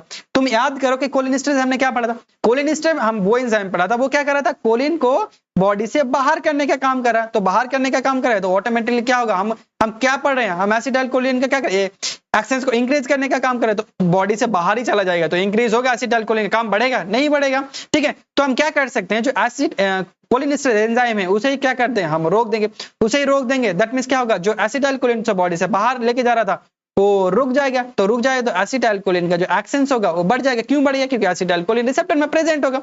तो इस तरह से हमारा जो कोलिनर्जिक ड्रग्स होता है वो काम करता है। तो चलो देखते हैं, देखो pharmacological action, cholinergic drugs the increase the actions of acetyl choline. ये क्या करता है, जो एसिटाइल कोलिन का एक्शंस है उसको इंक्रीज करने का काम करता है by either the directly stimulation the cholinergic receptor, या तो कोलिनर्जिक रिसेप्टर को स्टिमुलेट करके directly increase the acetylcholine, और क्या कर सकता है by the inhibit the breakdown, जो breakdown that means acetylcholine को जो तोड़ रहा था उसको हम रोक के ये या तो डायरेक्ट काम कर सकते हैं और इनडायरेक्ट काम कर सकते हैं। उसके बाद हम देखते हैं कहां पे ये ड्रग्स यूज करेंगे। तो देखो इसको याद कर लेना, ये बहुत इंपॉर्टेंट है। क्यों इंपॉर्टेंट है पहले समझ लेते हैं, उसके बाद बोलते हैं। देखो कहां पे यूज करेंगे, ग्लूकोमा। तो देखो ग्लूकोमा वो कंडीशंस होता है जहां पे क्या होता है, हमारा आंखों का जो प्रेशर होता है जिसे हम बोलते हैं आईओपी, इंट्रा ऑकुलर प्रेशर, वो क्या हो जाता है, बहुत ज्यादा बढ़ जाता है। तो उसको घटाने का काम कौन करता है, हमारा जितने भी कोलिनर्जिक ड्रग्स होगा, ठीक है। उसके बाद देखो कोलिनर्जिक ड्रग्स का काम क्या था, देखो पहले वो भी देख लेते हैं। कोलिनर्जिक ड्रग्स का काम क्या था, देखो कोलिनर्जिक ड्रग्स है तो बेसिकली क्या करेगा, हमारे जो हार्ट रेट होगा उसे घटाएगा फर्स्टली, ठीक है। और सेकंड क्या करेगा, जितने भी सारे बॉडी में क्या हो रहा था, सिक्रेशंस हो रहा था या प्रोडक्शंस हो रहा था, उसको क्या करेगा, घटाने का, सॉरी उसको क्या करेगा, बढ़ाने का काम कर रहा था। दैट मींस हमारा नॉर्मल कंडीशन में देखो। उसके बाद देखो urinary retention, that means urine का कमी हो गया है, तो ऐसा ड्रग्स देंगे जो क्या करेगा, यूरिन को बढ़ाएगा। दैट मींस कोलिनर्जिक ड्रग्स क्या करेगा, यूरिन को रिटेंशन को बढ़ाएगा, तो यहाँ पे भी हम यूज कर सकते हैं। उसके बाद देखो मिस्थेनिया ग्राविस, मिस्थेनिया ग्राविस वो कंडीशन होता है जहां पे क्या होता है, हमारा जो निकोटिनिक रिसेप्टर होता है एन, ठीक है, एनएम रिसेप्टर होता है, जो न्यूरोमस्कुलर जो रिसेप्टर होता है वो क्या होता है, डिस्ट्रॉय होने लग जाता है। उसके वजह से क्या होता है, हमारा जब मसल वीकनेस हो जाता है, तो मसल वीकनेस हो गया तो क्या करेंगे, हम ऐसा ड्रग्स देंगे जो क्या करेगा, मसल को कॉन्ट्रैक्शन करेगा। कॉन्ट्रैक्शन कौन करेगा, एसिटाइलकोलिन, तो यहाँ पे हम यूज करेंगे। उसके बाद अल्जाइमर डिजीज हम भूलने लगते हैं, उस टाइम पे भी हम देते हैं। उसके बाद ड्राइनेस ऑफ माउथ, माउथ बहुत ज्यादा ड्राई हो रहा, तो क्या करेंगे, हम सलाइवा प्रोडक्शन को बढ़ा देंगे। और कौन बढ़ाता है, कोलिनर्जिक ड्रग्स, तो यहाँ पे भी हम यूज कर सकते हैं। तो आई होप समझ में आ गया कहाँ पे यूज कर सकते हैं, क्यों यूज कर सकते हैं। उसके बाद हम कॉन्ट्रा इंडिकेशन, कहाँ पे हम इस ड्रग्स को यूज नहीं कर सकते हैं। तो फर्स्टली हम कहाँ पे, अस्थमा और सीएपीडी। तो अस्थमा और सीएपीडी बेसिकली क्यों नहीं यूज करते, तो हमने पढ़ा था जो कोलिनर्जिक ड्रग्स है वो क्या करता है, ब्रोंकियोल का क्या करता है, कॉन्स्ट्रिक्ट करने का काम कर देता है। और जो अस्थमा है, अस्थमा में क्या हो जाता है, कॉन्स्ट्रिक्ट हो जाता है। तो दोनों क्या करेगा, कॉन्स्ट्रिक्ट, ये भी कॉन्स्ट्रिक्ट कर रहा है, ये भी कॉन्स्ट्रिक्ट कर रहा है, तो क्या बहुत ज्यादा कॉन्स्ट्रिक्ट हो जाएगा। तो अगर बहुत ज्यादा कॉन्स्ट्रिक्ट हो जाएगा, लंग्स बहुत ज्यादा सुकड़ जाएगा, तो क्या पर्सन का डेथ हो जाएगा। तो उस कंडीशंस में हम नहीं देंगे। उसके बाद ब्रेडिकार्डिया और हाइपोटेंशन। ब्रेडिकार्डिया दैट मींस क्या हो गया, हमारा हार्ट रेट घटा हुआ है, और hypotension that means hypotension that means वो कंडीशन जहां पे हमारा बीपी घटा हुआ है। तो बेसिकली इसमें क्यों नहीं देंगे, क्योंकि जो ड्रग्स हम दे रहे हैं वो ऑलरेडी क्या करता है, देखो हार्ट रेट को घटाने का काम करता है, और ये भी घटा हुआ है, तो बहुत ज्यादा घट जाएगा, तो उस कंडीशन में हम नहीं देंगे। और पेप्टिक अल्सर में भी नहीं देंगे। मान के चलो अल्सर हो रखा है और जो ड्रग्स देंगे वो भी क्या करता है, अल्सर कॉज करता है, तो उस कंडीशन में नहीं देते, बहुत ज्यादा अल्सर हो जाएगा। प्रेगनेंसी में हम देंगे नहीं। उसके बाद हम देखेंगे एलर्जिक और हाइपर सेंसिटिव रिएक्शन। अगर मान के चलो हम अगर क्या कर रहे हैं, कोलिनर्जिक ड्रग्स ले रहे हैं, उसका हमें एलर्जिक रिएक्शन हो रहा है, तो उस कंडीशन में हम नहीं देखेंगे। नॉर्मल कंडीशन है, जिस कंडीशन में मुझे एलर्जी होगा उस कंडीशन वो चीज को हम यूज ही नहीं करेंगे, तो उस कंडीशन में हम नहीं देंगे। उसके बाद आता है उसका डोज। डोज कितना यूज करें, देखो बिथानिकॉल, बिथानिकॉल हमें किस लिए यूज किया था, यूरिन रिटेंशन हो जाता है इसके लिए, मतलब यूरिन रिटेंशन के लिए, दैट मींस यूरिन का प्रोडक्शन बढ़ाने के लिए, ठीक है। और कौन सा कितना एमजी में देते हैं, हम देते हैं 10 से 50 mg देते हैं, और वो भी ओरली देते हैं, और दिन में 3 से 4 बार हम देते हैं दिन में। उसके बाद आता है पिलोकार्पिन, बहुत इंपॉर्टेंट ड्रग्स है, वो किस में यूज होता है, ग्लूकोमा में, और कितना 1 से 2 ड्रॉप आई के लिए यूज होता है, और कितना दिन में 4 बार यूज करते हैं। उसके बाद पाइरोस्टिकमिन, पाइरोस्टिकमिन मिस्थेनिया ग्राविस में यूज होता है, वो कहता है 60 से क्या करता है, 1500 mg क्या कर सकते हैं हम, डिवाइडेड डोज में हम यूज कर सकते हैं। उसके बाद डोनिपिजोल, डोनिपिजोल हम अल्जाइमर डिजीज जहाँ पे क्या करता है, धीरे धीरे इंसान अपना मेमोरी लॉस हो जाता है, तो उसके लिए हम 5 से 10 mg देंगे ओरली, और दिन में 1 बार। चलो हम जान लिए। उसके बाद हम देखेंगे एंटी कोलिनर्जिक ड्रग्स के बारे में। तो सबसे पहले मैंने क्या जाना था, किसी चीज के सामने जब एंटी लग जाता है दैट मींस क्या करेगा, उसको अपोज करने का काम करेगा। तो यहाँ पे किसके सामने एंटी लगा है, cholinergic, that means cholinergic system को क्या करेगा, ये रोकने का काम करेगा। तो सबसे पहले जानते हैं कि कोलिनर्जिक सिस्टम काम कैसे कर रहा था। कोलिनर्जिक सिस्टम काम कर रहा था, जो हमारे मस्करनिक और निकोटिनिक रिसेप्टर है वो क्या कर रहा था, इसको प्लस दैट मींस इसको स्टिमुलेट करने का काम कर रहा है। तो क्या करेगा, जो एंटीकोलिनर्जिक ड्रग्स होगा वो क्या करेगा, इसको रोक देगा, जो स्टिमुलेट हो रहा था उसको ये रोक देगा। अगर रोक देगा, देख इसको माइनस कर देते हैं, ज्यादा समझ में आएगा, ठीक है। उसको क्या करेगा, रोक देगा, तो जो काम हो रहा था वो काम क्या होगा, नहीं होगा। तो जो हमारा कोलिनर्जिक ड्रग्स है वो क्या कर रहा था, हमारा हार्ट रेट को क्या कर रहा था, घटा रहा था, जितने भी प्रोडक्शन हो रहा था उसे बढ़ाने का काम करेगा। तो हम यहाँ पे उसका उल्टा पढ़ेंगे, तो दैट मींस ये जितने भी ड्रग्स होगा वो क्या करा, हार्ट रेट को बढ़ाएगा, और क्या जितने भी प्रोडक्शन बढ़ रहा था उसे घटाने का काम करेगा। सिंपल सी चीजें हैं, ठीक है, ज्यादा कंफ्यूजन मत होना। तो चलो देखते हैं, डेफिनेशन देखते हैं। जो cholinergic drugs are the block the cholinergic receptor, ये क्या करता है, जो कोलिनर्जिक रिसेप्टर होता है उसको ब्लॉक करने का काम करता है, ठीक है। They opposite their parasympathetic action by the produce the similar actions of parasympathetic. ये किसकी तरह काम करता है, ये हमने बोला था, जो एंटी कोलिनर्जिक ड्रग्स होगा वो किसकी तरह काम करेगा, वो सिंपैथेटिक नर्वस सिस्टम की तरह काम करेगा, ठीक है। अगर तुमने जो मैंने फ्लो चार्ट में पूरा समझाया था वो अगर याद में है तो इजी हो जाएगा। देखो देखो एंटीकोलिनर्जिक एजेंट देखो जो बेसिकली कितने टाइप का होता है, ये बेसिकली 2 टाइप का होता है। देखो जो क्या करेगा, एम रिसेप्टर को क्या करेगा, ब्लॉक करेगा, उसे हम क्या बोलते हैं, एंटी मस्करिन रिसेप्टर। और जो क्या करेगा, हमारा nicotinic receptor that means N receptor को जो ब्लॉक करेगा उसे हम क्या बोलते हैं, एंटी निकोटिनिक एजेंट, ठीक है।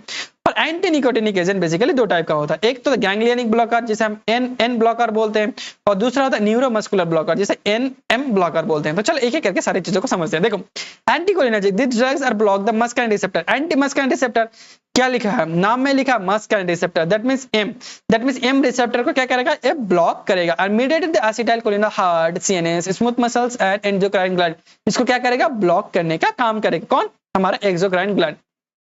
तो देखिए इस चीज को हम समझते हैं, जब एसिटाइलकोलिन क्या करे, एगोनिस्ट दैट मींस क्या कर रहा है, जब हमारा मस्कारिन रिसेप्टर क्या कर रहा था, एक्टिवेट कर रहा था, उसे हम क्या बोलते हैं, कोलिनर्जिक, उसे हम क्या बोलेंगे, उसे हम बोलते हैं कोलिनर्जिक ड्रग्स। ठीक है, वहां पे देखो यहाँ पे एग्जांपल पढ़ेंगे एट्रोपिन। एट्रोपिन क्या कर रहा है, एंटागोनिस्ट, किसके ऊपर एंटागोनिस्ट कर रहा है, हमारा मस्कारिन रिसेप्टर, उसे हम बोलते हैं एंटी कोलिनर्जिक। देखो जब कोई ड्रग्स क्या करेगा, मस्कारिन रिसेप्टर को एक्टिवेट करेगा, दैट मींस एगोनिस्ट होगा, वो क्या होगा, कोलिनर्जिक ड्रग्स होगा। और जब क्या करेगा, मस्कारिन रिसेप्टर को क्या करेगा, इनएक्टिव करेगा। ठीक है, उसे हम बोलते हैं क्या, एंटी कोलिनर्जिक ड्रग्स। तो देखते हैं एंटी मस्कारिनिक ड्रग्स में कौन सा ड्रग्स आता है। इसमें बेसिकली देखो एक नेचुरल आता है और सिंथेटिक और सेमी सिंथेटिक। तो जो नेचुरल होता है वो नेचुरल अल्कलॉइड होता है, वो एट्रोपिन और हाइजामिन और स्कोपोलामिन, ये बहुत इंपॉर्टेंट होता है क्योंकि इसके बेसिस पे हम सारे ड्रग्स को पढ़ेंगे।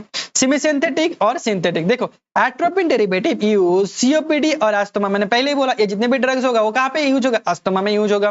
तो देखो इप्राट्रोपियम ब्रोमाइड और ट्राइट्रोपियम ब्रोमाइड, और atropine derivative use in the mydriatic, that means ये वाला कंडीशन जहाँ पे क्या हो रहा है, हमारा पीपल डायलेट हो रहा।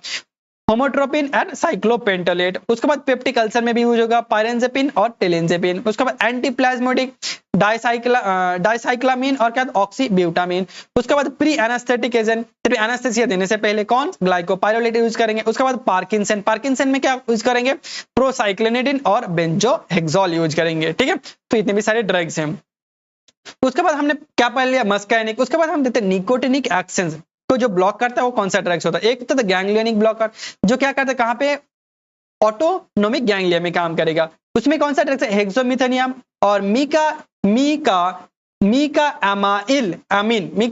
अमाइल अमीन। ठीक है, और क्या होता है, न्यूरोमस्कुलर ब्लॉकर, न्यूरॉन में जो ब्लॉक करेगा, जो क्या ये बेसिकली दो टाइप का होता है, एक तो न्यूरोमस्कुलर में और दूसरा डायरेक्ट लिंक में। देखो न्यूरोमस्कुलर में ट्यूबरकेलिन, जिसे हम ड्यूट्यूबरकेलिन भी बोल सकते हैं, और पैनक्यूरिनियम। उसके बाद डायरेक्ट में हम बेसिकली पढ़ते हैं सक्सेनियम कोलिन के बारे में पढ़ते हैं। ठीक है, डायरेक्ट नहीं, इसको हम बोलते हैं देखो ये क्या होता है, डिपोलराइजिंग नॉट डिपोलराइजिंग, आगे चल के पढ़ेंगे। ठीक है, उसके बाद आता है pharmacological actions of anticholinergic drug.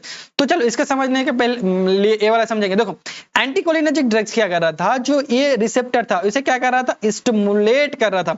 लेकिन हम क्या पढ़ रहे हैं, एंटीकोलिनर्जिक। तो एंटीकोलिनर्जिक ड्रग्स क्या करेगा, जो रिसेप्टर होगा उसे क्या करेगा, ब्लॉक करने का काम करेगा। एंटीकोलिनर्जिक ड्रग्स करके इस रिसेप्टर को ब्लॉक करने का काम करता है। इसी तरह से ड्रग्स काम करता। ठीक है, तो देखते हैं, चलो देखो जो block the muscarine receptor block करके एसिटाइलकोलिन का, तो इसकी वजह से क्या होता है, जो जितने भी सीक्रेशंस होगा वो घटेगा। और क्या जो मसल्स क्या करेगा, जो मसल जो रिलैक्सेंस होगा, और क्या होगा, जो हमारा हार्ट रेट थे वो भी क्या होगा, बढ़ेगा। जब पीपल्स क्या होगा, डायलेट होगा, दैट मींस माइड्रेसिस का कंडीशन होगा। देखो यहाँ पे कौन सा ड्रग्स हम यूज कर सकते हैं, दैट मींस इंडिकेशन।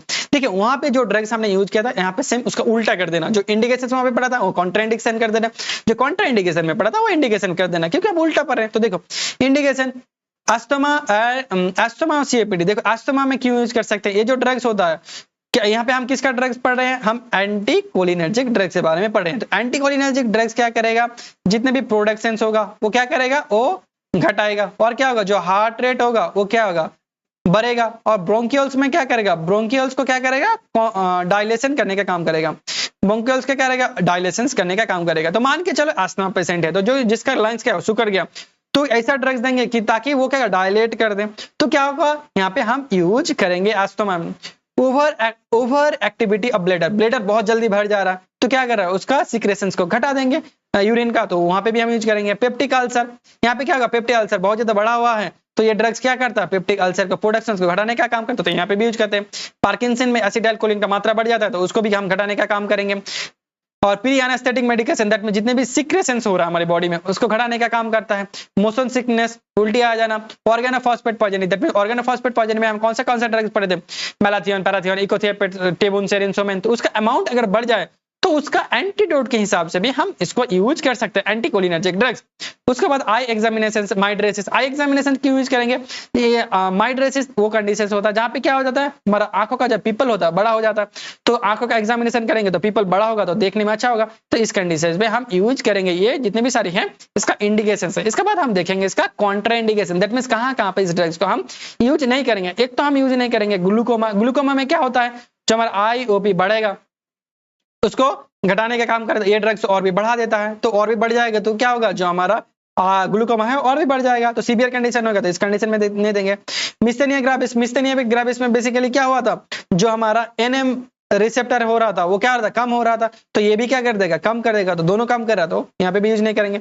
उसके बाद ट्रैकिकार्डिया, ये जितने भी ड्रग्स हो रहा था वो क्या कर रहा है, हार्ट रेट बढ़ा रहा है, तो ट्रैकिकार्डिया वो कंडीशन होता है, वो क्या होता है, हार्ट रेट बढ़ा होता है, तो यहाँ पे भी हार्ट रेट बढ़ा हो गया, यहाँ पे भी हार्ट रेट बहुत ज्यादा बढ़ जाएगा, तो हार्ट रेट एक साथ बहुत ज्यादा बढ़ जाएगा, तो सीवियर कंडीशन होगा, तो इस कंडीशन में हम इस ड्रग्स को नहीं यूज करेंगे।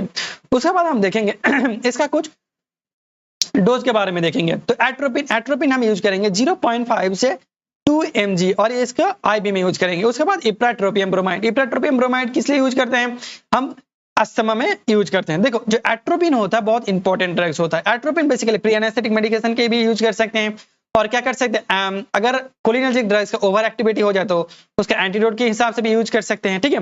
तो जो देखो इप्राट्रोपिन अस्थमा में यूज करते हैं, तो देखते हैं 2 पंप, ठीक है, 18 माइक्रोग्राम यूज करेंगे, ठीक है, माइक्रोग्राम यूज करेंगे। उसके बाद देखेंगे कितना 3 से 4 बार हम दिन में इसको यूज करेंगे। उसके बाद इप्राट्रोपियम और ट्राइट्रोपियम, ये भी क्या होगा, अस्थमा में यूज होगा, इसके अंदर 18 माइक्रोग्राम दिन में एक बार यूज करेंगे। उसके बाद बेंजोहेक्सोल, बेंजोहेक्सोल बेसिकली क्या करता है, यूरिन रिटेंशन के लिए यूज करते हैं, मतलब यूरिन का प्रोडक्शन बढ़ाने के लिए। 1 से 2 mg यूज करेंगे हम दिन में 1 से 2 बार ओरली। उसके बाद ऑक्सीब्यूटामिन, ऑक्सीब्यूटामिन कितना यूज करेंगे, जो पार्किंसन में यूज हो रहा था कितना यूज करें, सॉरी बेंजोहेक्सोल पार्किंसन में यूज होगा, ठीक है। उसके बाद ऑक्सीब्यूटामिन, ऑक्सीब्यूटामिन बेसिकली 5 mg यूज करेंगे ओरली, और दिन से 2 से 3 बार हम डेली इसको यूज करेंगे। तो चलो उसके बाद हम देखते हैं एडिनर्जिक ड्रग्स के बारे में। तो एडिनर्जिक ड्रग्स दैट मींस वो ड्रग्स जहां पे क्या होगा, emergency conditions, adrenergic drugs that means emergency condition, और इमरजेंसी कंडीशंस को हमने क्या बोला था, सिंपैथेटिक नर्वस सिस्टम। और देखो एडिनर्जिक ड्रग्स को हम क्या बोल सकते हैं, सिंपैथेटिक पैथोमाइमेटिक ड्रग्स भी बोल सकते हैं, ठीक है। क्या बोल सकते हैं, सिंपैथोमाइमेटिक ड्रग्स। क्यों बोल सकते हैं, क्योंकि ये जो ड्रग्स होता है क्या होता है, देखो माइमेटिक लिखा है, किसका माइमेटिक, सिंपैथेटिक, दैट मींस ये जो ड्रग्स होता है वो क्या करेगा, सिंपैथेटिक नर्वस सिस्टम की तरह काम करेगा। तो सिंपैथेटिक नर्वस सिस्टम क्या पता था कि इमरजेंसी कंडीशन है, और इमरजेंसी कंडीशन होगा तो क्या होगा, हमारा हार्ट रेट बढ़ेगा और जितने भी सारे प्रोडक्शन होगा वो क्या होगा, घट जाएगा। तो इसी वीडियो में हम यही देखने वाले हैं। तो चलो देखते हैं sympathetic nervous, sympathetic system that means adrenergic system, ठीक है। तो sympathetic system is the nervous system and the SNS is one of the part of the autonomic nervous system. ये किसका पार्ट है, हमारा जो सिंपैथेटिक नर्वस सिस्टम है ये क्या होता है, एक ऑटोनोमिक नर्वस सिस्टम का पार्ट होता है। ये क्या करते हैं, which control the involuntary function, जो हमारी बॉडी में इनवॉलंटरी, दैट मींस मैंने क्या बोला था, हार्ट रेट हो गया, ठीक है, और सांस लेना हो गया, यूरिनेशन हो गया, सलाइवा प्रोडक्शन हो गया, ये सब क्या होता है, जो हमारा कंट्रोल के बाहर है, इन कंट्रोल, ठीक है, इनवॉलंटरी, उसे हम एडिनर्जिक सिस्टम में पढ़ते हैं। तो देखो SNS is responsible for the fight और फ्लाइट। देखो फाइट एंड फ्लाइट क्यों बोलते हैं, क्योंकि इमरजेंसी कंडीशंस है, जब टाइगर देख ले तो भाग, इधर उधर भागना स्टार्ट हो गया, तो इसलिए हम इसको फाइट एंड फ्लाइट रिस्पांस बोलते हैं, मतलब activated condition. Activation the body during the stressful and emergency situation, ये बेसिकली कब एक्टिवेट होता है, जब हमारी बॉडी क्या होता है, इमरजेंसी कंडीशंस में होता है। देखो main neurotransmitter is a norepinephrine also known as the noradrenaline. तो ये देखो वहां पे जब हम कोलिनर्जिक सिस्टम में पढ़ा था, वहां पे जो उसका न्यूरोट्रांसमीटर पढ़ा था वो क्या पढ़ा था हमने, एसिटाइल कोलिन, और यहाँ पे जो हम पढ़ रहे हैं उसका मेन न्यूरोट्रांसमीटर क्या होगा, नॉरएपिनेफ्रिन, उसे ही हम बोलते हैं नॉरएड्रेनालिन, और उसी के नाम पे इस सिस्टम का नाम रखा गया, कौन, एडिनर्जिक ड्रग्स, ठीक है। तो चलो देखते हैं, देखो सिंथेसिस स्टोरेज ऑफ नॉरएड्रेनालिन, इससे पहले हमने क्या देखा था, कोलिनर्जिक का देखा, क्योंकि उसका कोलिनर्जिक ड्रग्स का देखा था क्योंकि उसमें कोलिन था, और यहाँ पे एडिनर्जिक ड्रग्स के बारे में देखेंगे क्योंकि एडिनर्जिक में क्या होता है, नॉरएपिनेफ्रिन और नॉरएड्रेनालिन क्या होता है, सब मेन न्यूरोट्रांसमीटर होता है। तो चलो देखते हैं, सबसे पहले क्या होता है, टायरोसिन बनता है। तो देखते हैं टायरोसिन कहां से बनता है, देखो टायरोसिन बनता है फिनाइल एलानिन से, क्या बनता है, टायरोसिन बनता है, और कहां बनता है, हमारी लीवर में बनता है। फिर टायरोसिन क्या होगा, टायरोसिन हमारे साइनेप्टिक्स में आएगा, इसे हम बोलते हैं प्री साइनेप्टिक्स, ठीक है, प्री साइनेप्टिक्स में आएगा। फिर क्या होगा, टायरोसिन से बनेगा L dopa, the presence of tyrosine hydroxylase. फिर एल डोपा से बनेगा dopamine, the presence of dopa decarboxylase enzyme. ये दो जो है ये एंजाइम होता है, किसी भी रिएक्शंस को घटाने का काम करता है। फिर डोपामीन बन गया, फिर क्या होगा, डोपामीन जाएगा वेसिकल में, फिर वेसिकल में क्या होगा, डोपामीन से क्या बनेगा, नॉर एड्रेनालिन बनेगा, और जो नॉर एपिनेफ्रिन भी बोल सकते हो। फिर क्या होगा, ये प्री साइनेप्टिक है, जब स्टिमुलेट होगा फिर क्या होगा, ये रिलीज होगा, रिलीज होने के बाद फिर क्या होगा, ये अपने रिसेप्टर में जाकर बाइंड करेगा, रिसेप्टर में जाकर बाइंड करने के बाद क्या होगा, अपना फार्माकोलॉजिकल एक्शन, अपना रिस्पॉन्स शो करेगा, अपना रिस्पॉन्स क्या करेगा, शो करेगा। उसके बाद इसका काम हो जाएगा। उसका काम होने के बाद क्या होता है, दो टाइप का एंजाइम होता है, एक होता है माओ, एक कॉम्ट, एक होता है माओ।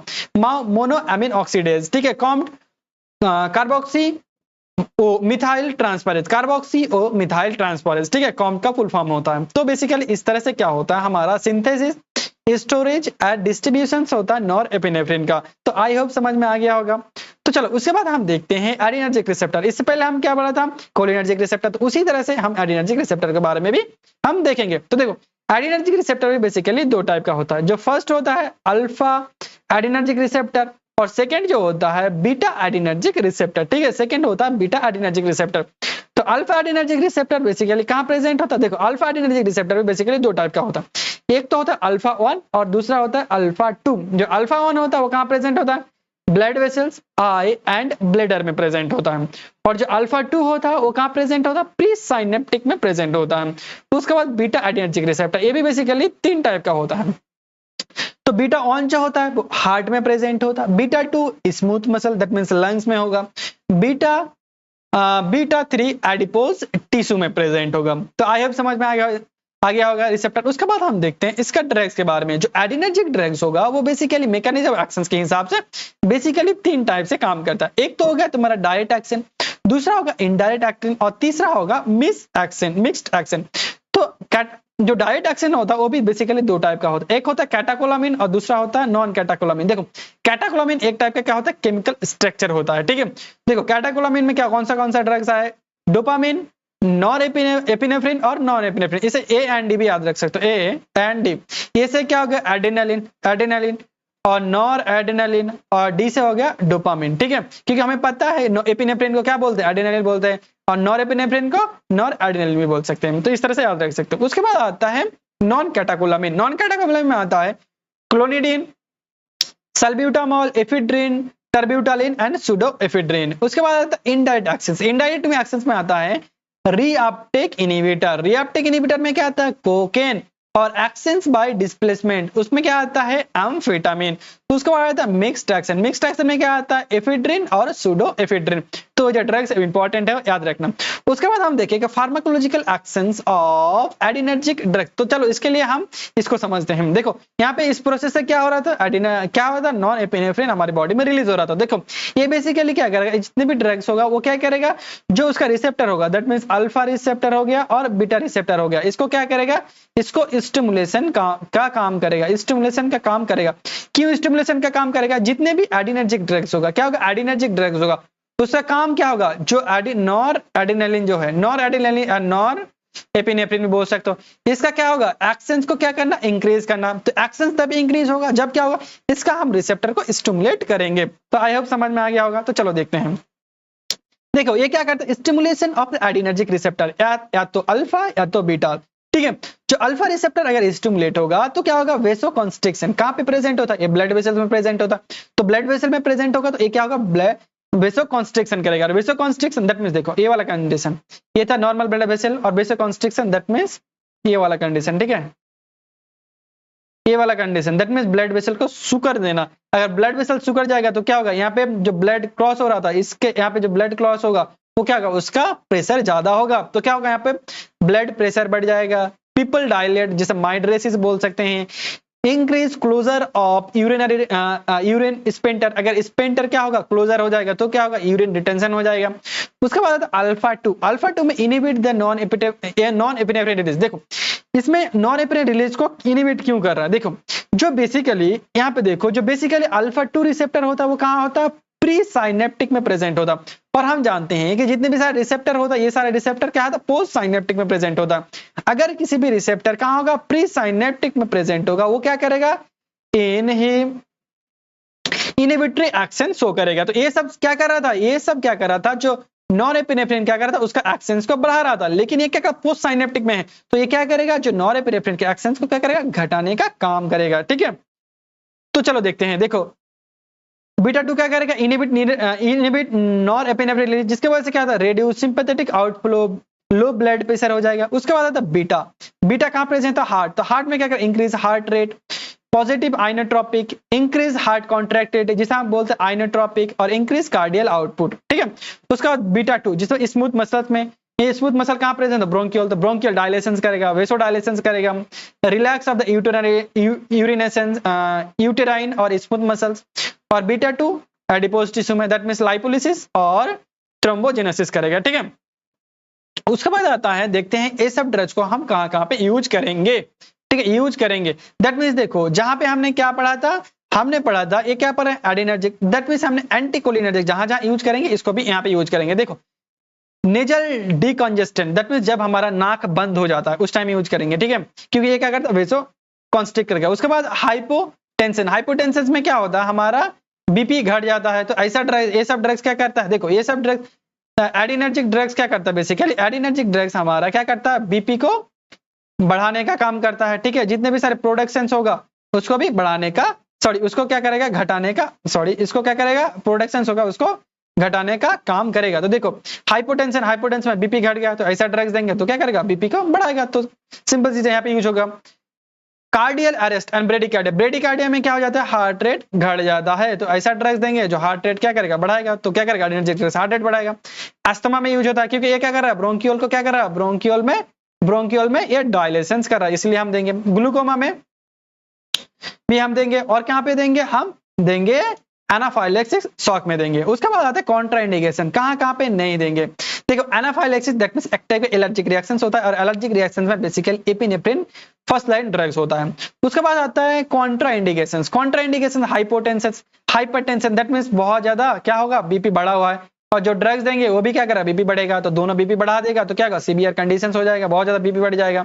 इस condition ट्रैकिकार्डिया that means heart rate बढ़ा हुआ है, और जो ड्रग्स देंगे वो भी हार्ट रेट बढ़ेगा, तो यहाँ पे भी नहीं देंगे।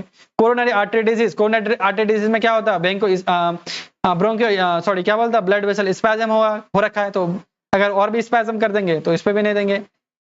नैरो एंगल ग्लूकोमा भी हम नहीं देंगे। और डोज देखते हैं कि कितने कितने डोज हम दे सकते हैं। देखो जो एपिनेफ्रिन होता है वो कहाँ पे यूज करते हैं, हम एनाफाइलेसिस शॉक में यूज करते हैं, जो जहाँ जितना कितना 0.3 mg क्या देते हैं, हम IM देते हैं, इंट्रा मस्कुलर देते हैं। ये पूछा जाता है कंपटीशन एग्जाम, याद रखना।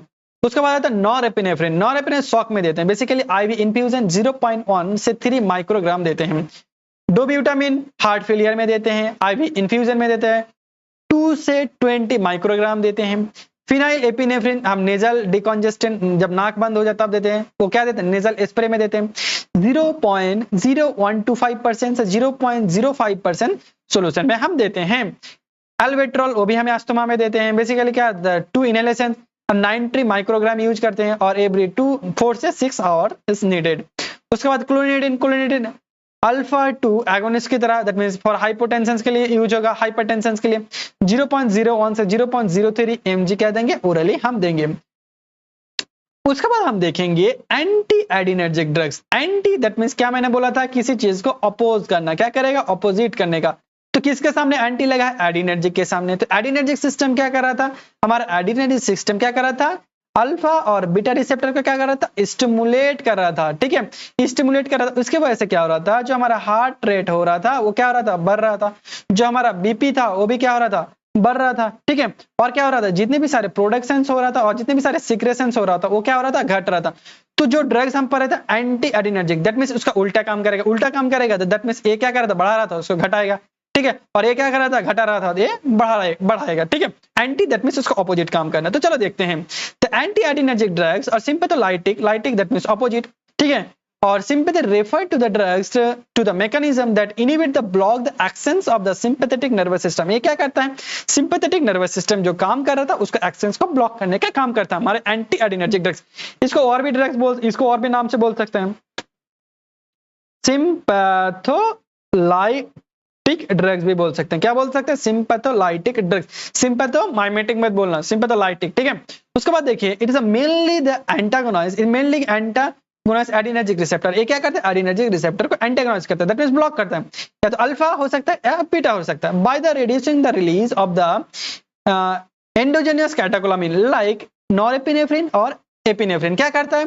उसको ब्लॉक कर देगा। अगर ब्लॉक कर देगा तो क्या होगा? एपिनेफ्रिन और नॉन एपिनेफ्रिन क्या होगा? अपना रिसेप्टर जगह बाइंड नहीं होगा। अगर रिसेप्टर में जगह बाइंड नहीं होगा तो अपना काम भी नहीं कर पाएगा। तो देखो जो adrenergic receptor antagonist, adrenergic receptor antagonist, that means कितने रिसेप्टर था? दो था, एक अल्फा था और दूसरा था बीटा।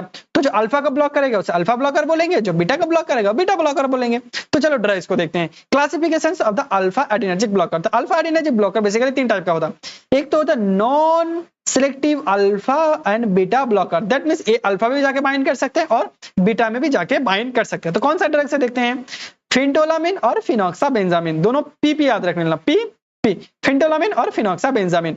उसके बाद सिलेक्टिव, सिलेक्टिव अल्फा ऑन, ऐसे ड्रग्स होगा बस अल्फा ऑन में जाके बाइंड करेगा। तो इसमें याद रखना जोसिन आएगा। क्या आएगा? जोसिन। इतने जितने भी ड्रग्स आएगा वो क्या आएगा? जोसिन आएगा। देखो पैराजोसिन, टेराजोसिन, डॉक्साजोसिन। उसके बाद अल्फा 2 ब्लॉकर, अल्फा 2 ब्लॉकर में याद रखना यो हम, तो यो हानि सिंह, आज बच्चा बोलता है ना, तो इस तरह से भी याद रख सकते हो। यो हानि सिंह से याद रखना यो हम की 2 नंबर, ठीक है।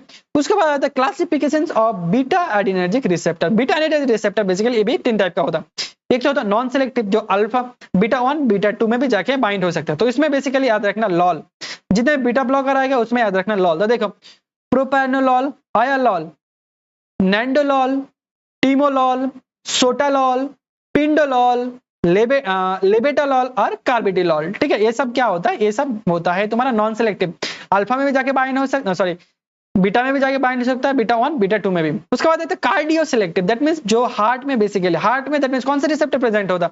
बीटा 1। अब बीटा 1 में जो ओनली काम करेगा वो कौन होगा? मेटाप्रोनॉल, एटिप्रेनॉल, बिस्पेनॉल, इस्मेनॉल, नेबिलॉल, एसिब्यूटेनॉल और बीटा ऑक्सोलॉल, जितने भी लॉल आएगा, ठीक है। Beta blocker that means lol. उसके बाद देखो with additional vasodilation property, that means ये जो ड्रग्स होगा वो अल्फा में भी काम करेगा और बीटा में भी काम करेगा। तो कौन सा आएगा? कार्बिडिलॉल और लेबेटालॉल। इंपॉर्टेंट है, अल्फा में भी काम करता है और बीटा में भी काम करता है। तो इसका फार्माकोलॉजिकल एक्शंस हम देखते हैं। देखो फार्माकोलॉजिकल एक्शंस किस तरह से काम करेगा। इस तरह से रिलीज हो रहा था, रिलीज होने के बाद जो पोस्ट साइनेटिक में आएगा, पोस्ट साइनेटिक में आके क्या करेगा? उसको ब्लॉक कर देगा। जितने भी एंटी क्या होगा? एंटी एडिनर्जिक ड्रग्स होगा वो क्या करेगा? जो एडिनर्जिक ड्रग्स था दैट मींस एपिनेफ्रिन और नॉन एपिनेफ्रिन होगा, उसको अपने रिसेप्टर में जाकर बाइंड नहीं होगा। अगर रिसेप्टर में जाके बाइंड नहीं होगा तो अपना फार्माकोलॉजिकल एक्शन भी शो नहीं होगा। तो इस तरह से क्या करता है? हमारे एंटी एडिनर्जिक ड्रग्स काम करता है। तो देखो ब्लॉकर ऑफ एडिनर्जिक रिसेप्टर, ये क्या करते हैं? एडिनर्जिक रिसेप्टर को ब्लॉक करते हैं। या तो अल्फा को ब्लॉक करेगा या तो बीटा को ब्लॉक करेगा, जिसके वजह से inhibit the effect of non epinephrine और एपिनेफ्रिन। इसके वजह से क्या होगा? जो एपिनेफ्रिन और नॉन एपिनेफ्रिन एक्शन हो रहा था वो भी क्या हो जाएगा? ब्लॉक हो जाएगा। देखो जो अल्फा ब्लॉकर होगा वो क्या करेगा? वेसो कॉन्स्ट्रिक्शन। इससे पहले क्या, सॉरी ये क्या कर रहा है? वेसोडाइलेशन। इससे पहले क्या हो रहा था? जो सिंपैथेटिक में क्या पढ़ा था, एडिनर्जिक में क्या पढ़ा था? ये क्या कर रहा था? वेसोडाइलेशन कर, वेसोकॉन्स्ट्रिक्शन कर रहा था। और ये क्या कर रहा था? उसका उल्टा करेगा। तो ये क्या करेगा? वेसोडाइलेशन करेगा, ब्लड वेसल्स को फुलाने का काम करेगा, ठीक है। अगर ब्लड वेसल फुल गया तो क्या होगा? जो ब्लड भी, जो क्या होगा? ब्लड का प्रेशर होगा वो भी तो घट जाएगा ना, ब्लड का प्रेशर भी घट जाएगा, बीपी भी घट जाएगा और रिफ्लेक्स स्मूथ मसल्स ब्लेडर, ठीक है, वो भी घट जाएगा।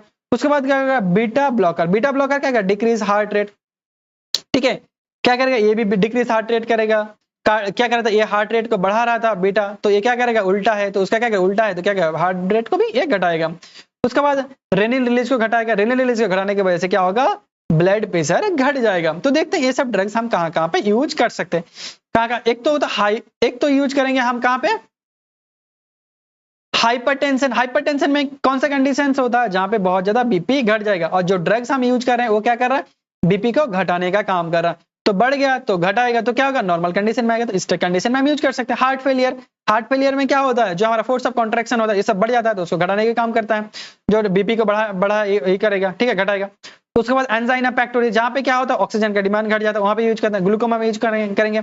और माइग्रेन, दैट मींस जो सर में दर्द होता है उसका प्रोफाइलैक्सिस, दैट मींस उसको ट्रीटमेंट करने के लिए पहले से जो ड्रग्स यूज करते हैं उसमें भी हम यूज करते हैं। कॉन्ट्राइंडिकेशन कहाँ पे यूज नहीं कर सकते। एक तो hyper sensitivity reaction of the drugs, अगर हमें पता है कि इस ड्रग्स लेने की वजह से क्या होता है, हमारा एलर्जिक रिएक्शन होता है, तो वहां पे नहीं रहेंगे।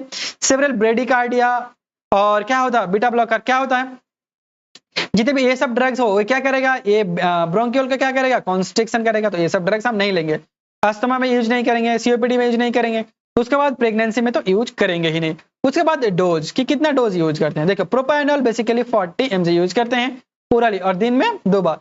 उसका मेटाप्रोलोल यूज करते हैं हम 50 से 100 mg ओरली यूज करें और दिन में 2 बार। उसके बाद एटिनोल कितने यूज करते हैं, 25 से 100 mg और दिन में 1 बार। उसके बाद पैराजोसिन हम 1 mg यूज करते हैं, दिन में 2 बार, ठीक है।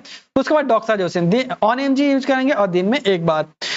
तो चलो उसके बाद हम देखते हैं न्यूरोमस्कुलर ब्लॉकिंग एजेंट। तो इस ऑर्ड को तोड़ो, सबसे पहले क्या लिखा है, न्यूरो, उसके बाद क्या लिखा है, मस्कुलर क्या लिखा है, और क्या लिखा है, ब्लॉकिंग। दैट मींस वो ड्रग्स जो क्या करेगा, न्यूरॉन्स, ठीक है, और मसल्स को क्या करेगा, ब्लॉक करने का काम करेगा, ठीक है। उसको ही हम क्या बोलते हैं, न्यूरोमस्कुलर ब्लॉकिंग एजेंट। तो बेसिकली इस ड्रग्स का जरूरत क्या पड़ा, जब हम क्या करते हैं जनरल एनेस्थेसिया देंगे, उस टाइम क्या करेंगे, हमारी जनरल एनेस्थेसिया के साथ क्या करते हैं, इस ड्रग्स को दिया जाता है। क्यों दिया जाता है, जब जनरल एनेस्थेसिया देते हैं उसके साथ साथ क्या होता है ना, जब सर्जिकल चल रहा है उसके टाइम पे क्या होता है, जब हमारे मसल्स बहुत ज्यादा कॉन्ट्रैक्शन होना स्टार्ट हो जाता है इधर उधर, ठीक है, तो मसल्स को रिलैक्स करने के लिए हम क्या देते हैं, न्यूरोमस्कुलर ब्लॉकिंग एजेंट। तो देखते हैं ये ड्रग्स बेसिकली काम कैसे करता है। तो सबसे पहले देखो ये क्या है, न्यूरॉन्स, और ये क्या है हमारा मसल्स, ये है न्यूरॉन्स और क्या है, ये हमारा मसल्स। और जो न्यूरॉन्स और मसल जो एक जगह पे मिल रहा है उसे हम क्या बोलते हैं, neuromuscular junction. Junction that means क्या जानते हो, Delhi junction, Howrah junction, Calcutta junction. तो क्या होता है वहां पे जंक्शंस, दैट मींस जो दो ट्रेन जब एक जगह पे मिलता है उसे हम जंक्शंस बोलते हैं। तो उसी तरह से देखो न्यूरॉन्स और क्या होगा, मसल जब एक जगह पे मिलेगा तब क्या बोलेंगे हम, न्यूरोमस्कुलर जंक्शन। तो यहाँ पे क्या कर रहा है, न्यूरोमस्कुलर जंक्शन को क्या कर रहा है, ब्लॉक कर रहा। तो देखो ब्लॉक कर रहा है, दैट मींस क्या हो रहा है, यहाँ पे एसिटाइल कोलिन क्या होता है, प्री साइनेप्टिक से या न्यूरॉन से क्या होता है, रिलीज हो रहा है। रिलीज होने के बाद क्या हो रहा है, यहाँ पे मसल्स में जाके ऐड हो रहा है, मतलब जुड़ रहा है। दैट मींस क्या, किसके साथ, रिसेप्टर। और कौन से रिसेप्टर, एनएम रिसेप्टर के साथ। ये जब क्या होगा, एनएम रिसेप्टर के साथ क्या होगा, जब हमारे एसिटाइल कोलिन क्या करेगा, बाइंड करेगा, तब क्या होगा, मसल्स में क्या होगा, कॉन्ट्रैक्शन होगा। क्या होगा, मसल्स में कॉन्ट्रैक्शन होगा। तो क्या होगा, इसको ब्लॉक कर रहा है। दैट मींस यहाँ पे इस रिसेप्टर में क्या कर रहा है, एसिटाइल कोलिन को बाइंड नहीं होने दे रहा। अगर बाइंड नहीं होने दे रहा तो एनएम रिसेप्टर में क्या करेगा, बाइंड नहीं होने दे रहा तो क्या होता है, मसल कॉन्ट्रैक्शन हो रहा था, जब बाइंड हो रहा था, बाइंड ही नहीं हो रहा तेरा तो कॉन्ट्रैक्शन नहीं होगा। तो कॉन्ट्रैक्शन नहीं होगा तो क्या होगा, मसल रिलैक्सेशन हो जाएगा, ठीक है। तो इस तरह से क्या करता है हमारा जो न्यूरोमस्कुलर ब्लॉकिंग एजेंट है काम करते हैं। तो चलो देखते हैं न्यूरोमस्कुलर ब्लॉकिंग एजेंट, जिसे हम बोलते हैं NMBS, are drugs that induce muscle relaxation. ये बेसिकली क्या करता है, हमारे मसल्स को रिलैक्सेशन करने का काम करता है by the interfering with the transmissions of the nerve impulse the neuromuscular junction। देखो ये क्या होता है, हमने बोला न्यूरोमस्कुलर जंक्शन, और न्यूरोमस्कुलर जंक्शन में क्या हो रहा था, जो हमारा क्या हो रहा था, इंपल्स क्या हो रहा था, ट्रांसमिट हो रहा था, तो उसको ही क्या करता है, ब्लॉक करने का काम करता है। They are commonly used anaesthesia, किसके साथ यूज होता है, ये एनेस्थेसिया के साथ यूज होता है। क्यों यूज होता है, facilitate the optimise surgical condition, जो सर्जिकल कंडीशन हो वो अच्छी तरह से परफॉर्म हो पाए, उसीलिए हम क्या करते हैं, हम एनएमबीएस ड्रग्स को देते हैं। उसके बाद देखते हैं कौन सा ड्रग्स हम एनएमबीएस में यूज करते हैं, that means neuromuscular blocking agent में। तो यहाँ पे बेसिकली हम 2 टाइप के ड्रग्स देते हैं। एक तो आ गया तुम्हारा पेरिफेरली, जहां पे पीएनएस हम बोलते हैं, और दूसरा होता है सेंट्रली, ठीक है। जो पेरिफेरल देते हैं वो भी बेसिकली 2 टाइप का होता है। एक होता है NM neuromuscular junction, that means NM receptor में जाके काम करेगा, और दूसरा होता है जो डायरेक्टली जाके काम करेगा। तो देखो जो एनएम रिसेप्टर में जाके काम करेगा वो बहुत इंपॉर्टेंट है। वो बेसिकली 2 टाइप का होता है, ये भी 2 टाइप का होता है। एक तो होता है नॉन डिपोलराइजिंग एजेंट और होता है डिपोलराइजिंग एजेंट। तो फर्स्ट को हम देखेंगे नॉन डिपोलराइजिंग कौन सा ड्रग्स होता है। एक तो होता है डेटिवर्केरिन, पेनक्यूरियम, एट्राक्यूरियम, मैवाक्यूरियम, रोक्यूरियम एंड डॉक्साक्यूरियम। उसके बाद आता है डिपोलराइजिंग। डिपोलराइजिंग एजेंट में हम देखते हैं सक्सेनियम कोलिन और डेकोमिथोनियम। उसके बाद डायरेक्ट एक्टिंग में बेसिकली क्या कहता है, डेंटोलियम सोडियम और क्विनिन। उसके बाद आता है सेंट्रली बेंजोडाइजेपिन लाइक हम क्या करते हैं, बैक्लोफेन को हम यूज करते हैं, और क्या हम डायजिपम और बैक्लोफेन को हम यूज करते हैं सेंट्रली। तो चलो देखते हैं उसका फार्माकोलॉजिकल एक्शन। देखो फार्माकोलॉजिकल एक्शन जब हम क्या पढ़े थे, यहाँ पे क्या पढ़े थे, NMBS drugs, neuromuscular blocking agent. इसका काम क्या है, इसका काम है हमारा मसल्स को रिलैक्स करना। क्या करना? मसल्स को रिलैक्सेशन करना। ठीक है, तो बेसिकली कितने टाइप कैसे कर रहा है? ये बेसिकली 2 टाइप से कर रहा था। कितने टाइप से? 2 टाइप। फर्स्ट क्या था हमारा? डिपोलराइजिंग, और जो सेकंड था वो हम क्या था? Non depolarising. तो देखते हैं एक एक करके डिपोलराइजिंग और नॉन डिपोलराइजिंग किस तरह से काम करता है। जो डिपोलराइजिंग एजेंट है उसे हम बोलते हैं non competitive agonist of the acetylcholine. क्या होता है? नॉन कॉम्पिटिटिव, दैट मींस इसके साथ क्या होगा? कोई कंपटीशन नहीं होगा। इसको क्या करेगा? डायरेक्टली रिप्लेस करके क्या होगा? हमारा नॉन कॉम्पिटिटिव में क्या पढ़ा था? डिपोलराइजिंग में क्या रहता है? सक्सिनाइलकोलिन। सक्सिनाइलकोलिन क्या होगा? यहाँ पे डायरेक्टली जाके बाइंड हो। देखो इसमें कंफ्यूजन मत होना, बस इसको ही हमने क्या किया? बड़ा करके यहाँ पे लिख दिया। ठीक है, डायग्राम बना दिया। और कौन सा रिसेप्टर है? एन-एम रिसेप्टर, हमेशा याद रखना। तो क्या होगा? एसिटाइलकोलिन को क्या करता रहा? क्या कर रहा था? रिप्लेस करके वहां पे क्या बैठ रहा? सक्सिनाइलकोलिन बैठ रहा। तो सक्सिनाइलकोलिन क्या है? एक टाइप के एगोनिस्ट है। दैट मींस एसिटाइलकोलिन जिस तरह से काम कर रहा था और सक्सिनाइलकोलिन भी उसी तरह से काम करेगा। ठीक है, तो देखो सिमिलर एक्शन टू एसिटाइलकोलिन। तो बोलोगे सर ये सिमिलर एक्शन है तो एसिटाइलकोलिन को क्यों रिप्लेस किया? तो चलो आगे चल के समझ में आएगा। देखो succinylcholine is not metabolised by cholinesterase enzyme. यहाँ पे होता है मेन खेला। तो देखो यहाँ पे बेसिकली क्या होता है? हमारा कोलिन बैठता है, तो कोलिन को क्या करता है? जब उसका काम खत्म हो जाता है क्या करता है? जो हमारे कोलिनेस्टरेज एंजाइम होता है उसको क्या करता है? बाहर लेके चला जाता है कि चलो बाहर चलो। ठीक है, तो क्या करता है? उसे बॉडी से बाहर कर देता है। लेकिन जब क्या करेंगे हम? कोलिन को क्या करेंगे? रिप्लेस करके यहाँ पे क्या बैठाएंगे हम? सक्सेनियम कोलिन की उसी तरह से एगोनिस्ट। ठीक है, तो लेकिन इसको क्या करेगा? जो हमारा कोलिनेस्टरेज एंजाइम है उसको क्या करेगा? उसको मेटाबोलाइज नहीं कर पाएगा। तो मेटाबोलाइज नहीं कर पाएगा तो क्या होगा? उसका जो एसिड जो सक्सिनाइलकोलिन है उसका क्या होगा? ड्यूरेशन ऑफ एक्शन बढ़ जाएगा। और ये भी किसकी तरह काम कर रहा था? एसिटाइलकोलिन की तरह काम कर रहा। अगर क्या होगा? ड्यूरेशन ऑफ एक्शन बढ़ जाएगा तो वहां पे क्या होगा? जो हमारा डिपोलराइजेशन है वो भी बढ़ जाएगा, और डिपोलराइजेशन बहुत ज्यादा हो जाएगा तो उस टाइम क्या होगा? Muscle relaxation. अभी भी समझ में नहीं आया ना? अभी और देखो, और एक एग्जांपल देखते हैं। देखो मान के चलो हमें क्या करना है? हमें क्या करना है? 200 मीटर का क्या करना है? रेस करना है। ठीक है, क्या करना है? हमें 200 मीटर का रेस करना है। तो हमें बेसिकली 2 कंडीशन दिया। एक कंडीशन जो फर्स्ट वाला कंडीशन हमें बोला है 200 मीटर हमें क्या करना है? 10 मिनट में क्रॉस करना है। 10 मिनट तो हम क्या करेंगे? हाथ चलते चलते चलते आराम से पहुंच जाएंगे। ठीक है, तो उस टाइम क्या होगा? हम नहीं थकेंगे। लेकिन जो दूसरा कंडीशन है हमें बोला है कि 200 मीटर जाना है, वो भी कितना? 10 सेकंड में जाना है। तो हम क्या करेंगे? जल्दी जल्दी जल्दी जल्दी जाने की कोशिश करेंगे। और जल्दी जल्दी जब जाने की कोशिश करेंगे तो क्या होगा? हम बहुत जल्दी थक जाएंगे। तो उसी तरह से डिपोलराइजिंग इंपॉर्टेंट था, लेकिन क्या होगा? डिपोलराइजिंग बहुत ज्यादा बढ़ गया। तो बहुत ज्यादा बढ़ जाए तो क्या होगा? एक टाइम के क्या हो जाएगा? वो थक जाएगा, और थक जाएगा तो क्या होगा? हमारा मसल रिलैक्सेशन हो जाएगा। तो इस तरह से हमारा जो डिपोलराइजिंग एजेंट होता है और सक्सिनाइलकोलिन होता है इस तरह से हमारे बॉडी में काम करता है और बॉडी को मसल्स को रिलैक्सेशन करने का काम करता है। उसके बाद हम देखते हैं डी ट्यूबरक्युलिन। जो डी ट्यूबरक्युलिन कौन सा हमने पढ़ा था? Non depolarising. और नॉन डिपोलराइजिंग एजेंट क्या होता है? हमारा कॉम्पिटिटिव एगोनिस्ट एंटागोनिस्ट होता है। क्या होता है? यहाँ पे याद रखना कॉम्पिटिटिव एंटागोनिस्ट है। यहाँ पे हमने क्या पढ़ा था? एगोनिस्ट, लेकिन यहाँ पे क्या होगा? एंटागोनिस्ट। तो क्या होगा? देखो कॉम्पिटिटिव दैट मींस एसिटाइलकोलिन और डी ट्यूबरक्युलिन दोनों में कंपटीशन करेगा। ठीक है, फिर क्या होगा? यहाँ पे डी ट्यूबरक्युलिन बैठ गया और डी ट्यूबरक्युलिन क्या कर रहा है? एंटागोनिस्ट है। तो एंटागोनिस्ट होगा तो क्या होगा? इस रिसेप्टर को जाकर ब्लॉक कर देगा। रिसेप्टर को ब्लॉक कर देगा। किसका रिसेप्टर को ब्लॉक कर रहा है? एसिटाइलकोलिन का रिसेप्टर को ब्लॉक कर रहा है। एसिटाइलकोलिन का रिसेप्टर ब्लॉक कर रहा है तो क्या होगा? एसिटाइलकोलिन जाके बाइंड नहीं होगा, और एसिटाइलकोलिन जाके बाइंड नहीं होगा तो क्या होगा? हमारा जो मसल्स होगा वो ऑटोमेटिकली क्या होगा? रिलैक्सेशन हो जाएगा। दैट मींस ये क्या कर रहा है? एसिटाइलकोलिन रिसेप्टर को ब्लॉक करने का काम कर रहा है। ठीक है, तो इस तरह से क्या होता है? हमारा मसल रिलैक्सेशन हो जाता है। तो ये इस तरह से हमारा नॉन डिपोलराइजिंग एजेंट काम करता है। तो चलो एक बार देख लेते हैं pharmacological actions of the neuromuscular blocking agent. देखो block the transmission of the impulse of the neuromuscular junction. जो न्यूरोमस्कुलर जंक्शन में ट्रांसमिशन हो रहा था उसको ब्लॉक करेगा।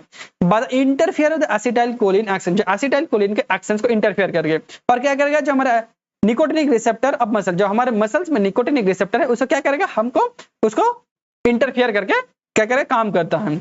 Caused by the paralysis, preventing by the muscle contraction। ये जो जितने भी ड्रग्स होता है वो क्या करता है? हमारे मसल्स को कॉन्ट्रैक्शन करने में मतलब प्रिवेंट करता है, मतलब कॉन्ट्रैक्शन नहीं होने देता। तो ये जो कॉन्ट्रैक्शन नहीं होने देता बेसिकली 2 टाइप का होता है। एक तो होता है non depolarising agent. Non depolarising agent में आता है सक्सिनाइलकोलिन। सक्सिनाइलकोलिन क्या कर रहा है? कॉज द पैरालिसिस प्रिसिस्टेंट डिपोलराइजिंग, मतलब डिपोलराइजिंग कंटिन्यूअसली क्या करता है? डिपोलराइजिंग। हमने देखा था, देखो हमने क्या करा था? सक्सिनाइलकोलिन क्या करा था? कंटिन्यूअसली क्या कर रहा था? डिपोलराइजिंग कर रहा था।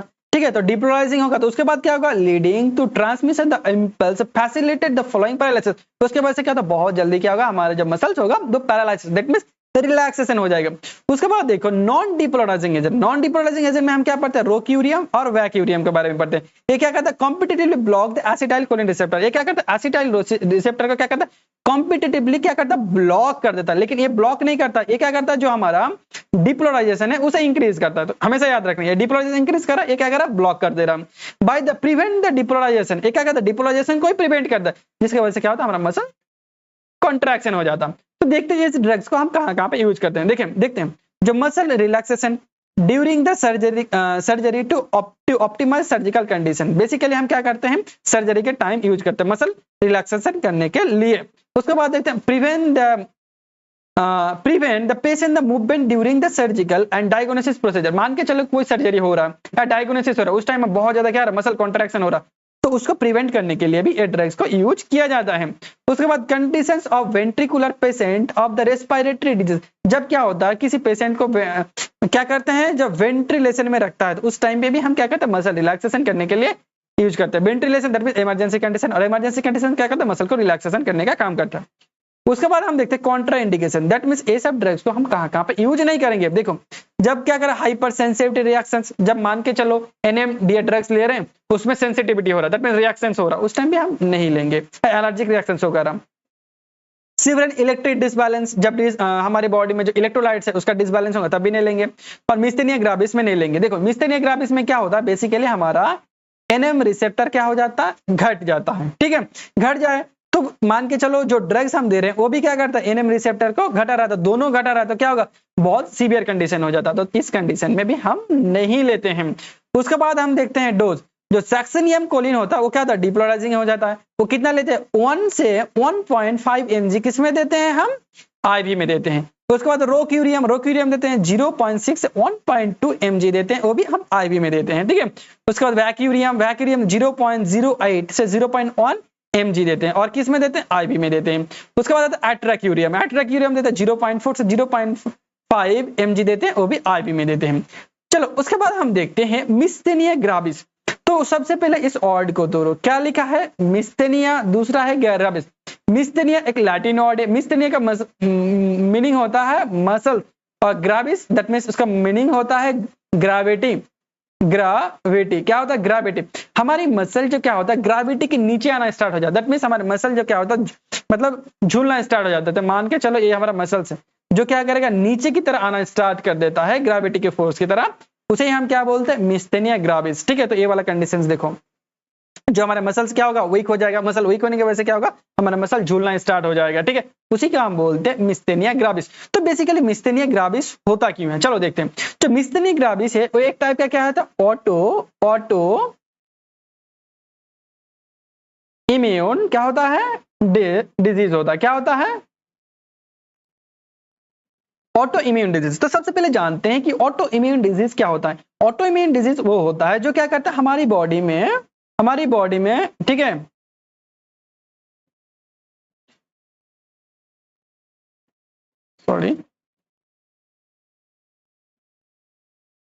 हमारी बॉडी में प्रेजेंट एंटीबॉडी क्या करेगा, हमारी बॉडी में जो हेल्दी सेल्स हैं, हेल्दी सेल है, उसे क्या करता है, डिस्ट्रॉय कर देता है। ठीक है, ऑटो इम्यून डिजीज वो डिजीज होता है जो क्या करता है, हमारी बॉडी का प्रेजेंट एंटीबॉडी जो हमारी भलाई के लिए काम कर रहा था वही क्या करे, उल्टा हो जाएगा, हमारे जो हेल्दी सेल्स है उसे ये डिस्ट्रॉय कर देता है।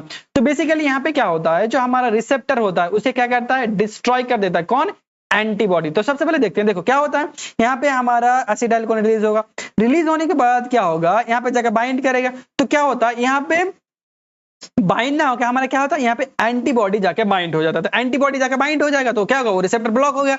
रिसेप्टर ब्लॉक हो गया तो वहां पे क्या होगा, जो हमारा एसिटाइलकोलिन होगा वहां पे बाइंड हो पाएगा, नहीं हो पाएगा। तो वहां पे एसिटाइलकोलिन बाइंड नहीं होगा तो क्या होगा, रिसेप्टर ब्लॉक हो जाएगा।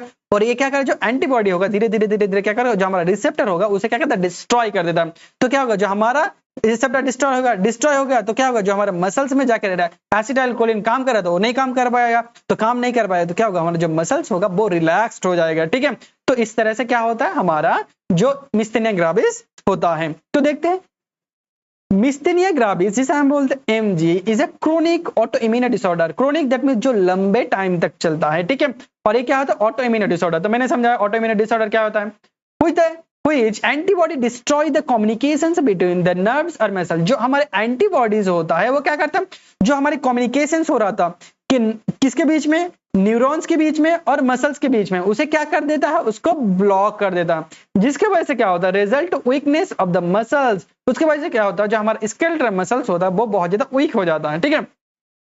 मिस्थेनिया gravis affect the voluntary muscle, जो वॉलेंटरी जो मसल्स को हम क्या करते हैं, मूवमेंट कर सकते हैं अपने हिसाब से, उसको अफेक्ट करता है myasthenia gravis. Specially those control basically कहां पे हो दिखा जाता है, आई पे, माउथ पे, थ्रोट पे और लिम्स पे बेसिकली इसका इफेक्ट ज्यादा दिखा जाता है। It is auto immuno disorder, एक टाइप का क्या था, ऑटो इम्यूनो डिसऑर्डर रहता है। अबाउट 10,000 to 1, 10,000 में किसी एक पॉपुलेशन किसी एक का होता है, due to development of the antibody and direction to the nicotinic receptor and muscle endplate. यहाँ पे क्या होता है, जो अनप्रोलिफिकेशन मतलब बहुत ज्यादा क्या हो जाता है, हमारे एंटीबॉडी बन जाता है, उसके वजह से क्या होता है, जो हमारा रिसेप्टर होता है उसे डिस्ट्रॉय कर देता है। And they are free of the, जो फ्री होता है एनएम कोलिनर्जिक रिसेप्टर होता है, जो एनएम रिसेप्टर क्या पे प्रेजेंट होता है, न्यूरोमस्कुलर जंक्शन में, तो इसको ही क्या कर देता है, रेड्यूस कर देता है। अगर रेड्यूस हो जाएगा तो क्या होगा, यहाँ पे एसिटाइलकोलिन बाइंड नहीं होगा, और बाइंड नहीं होगा तो हमारा मसल रिलैक्स हो जाता है। इस तरह से हमारे क्या होता है, मिस्थेनिया ग्रेविस अफेक्ट करता है। तो देखते हैं इसका बेसिकली सिम्टम्स क्या होता है। जो ड्रॉपिंग आईलेट्स, जो आईलेट्स होगा वो बहुत नीचे आ जाएगा।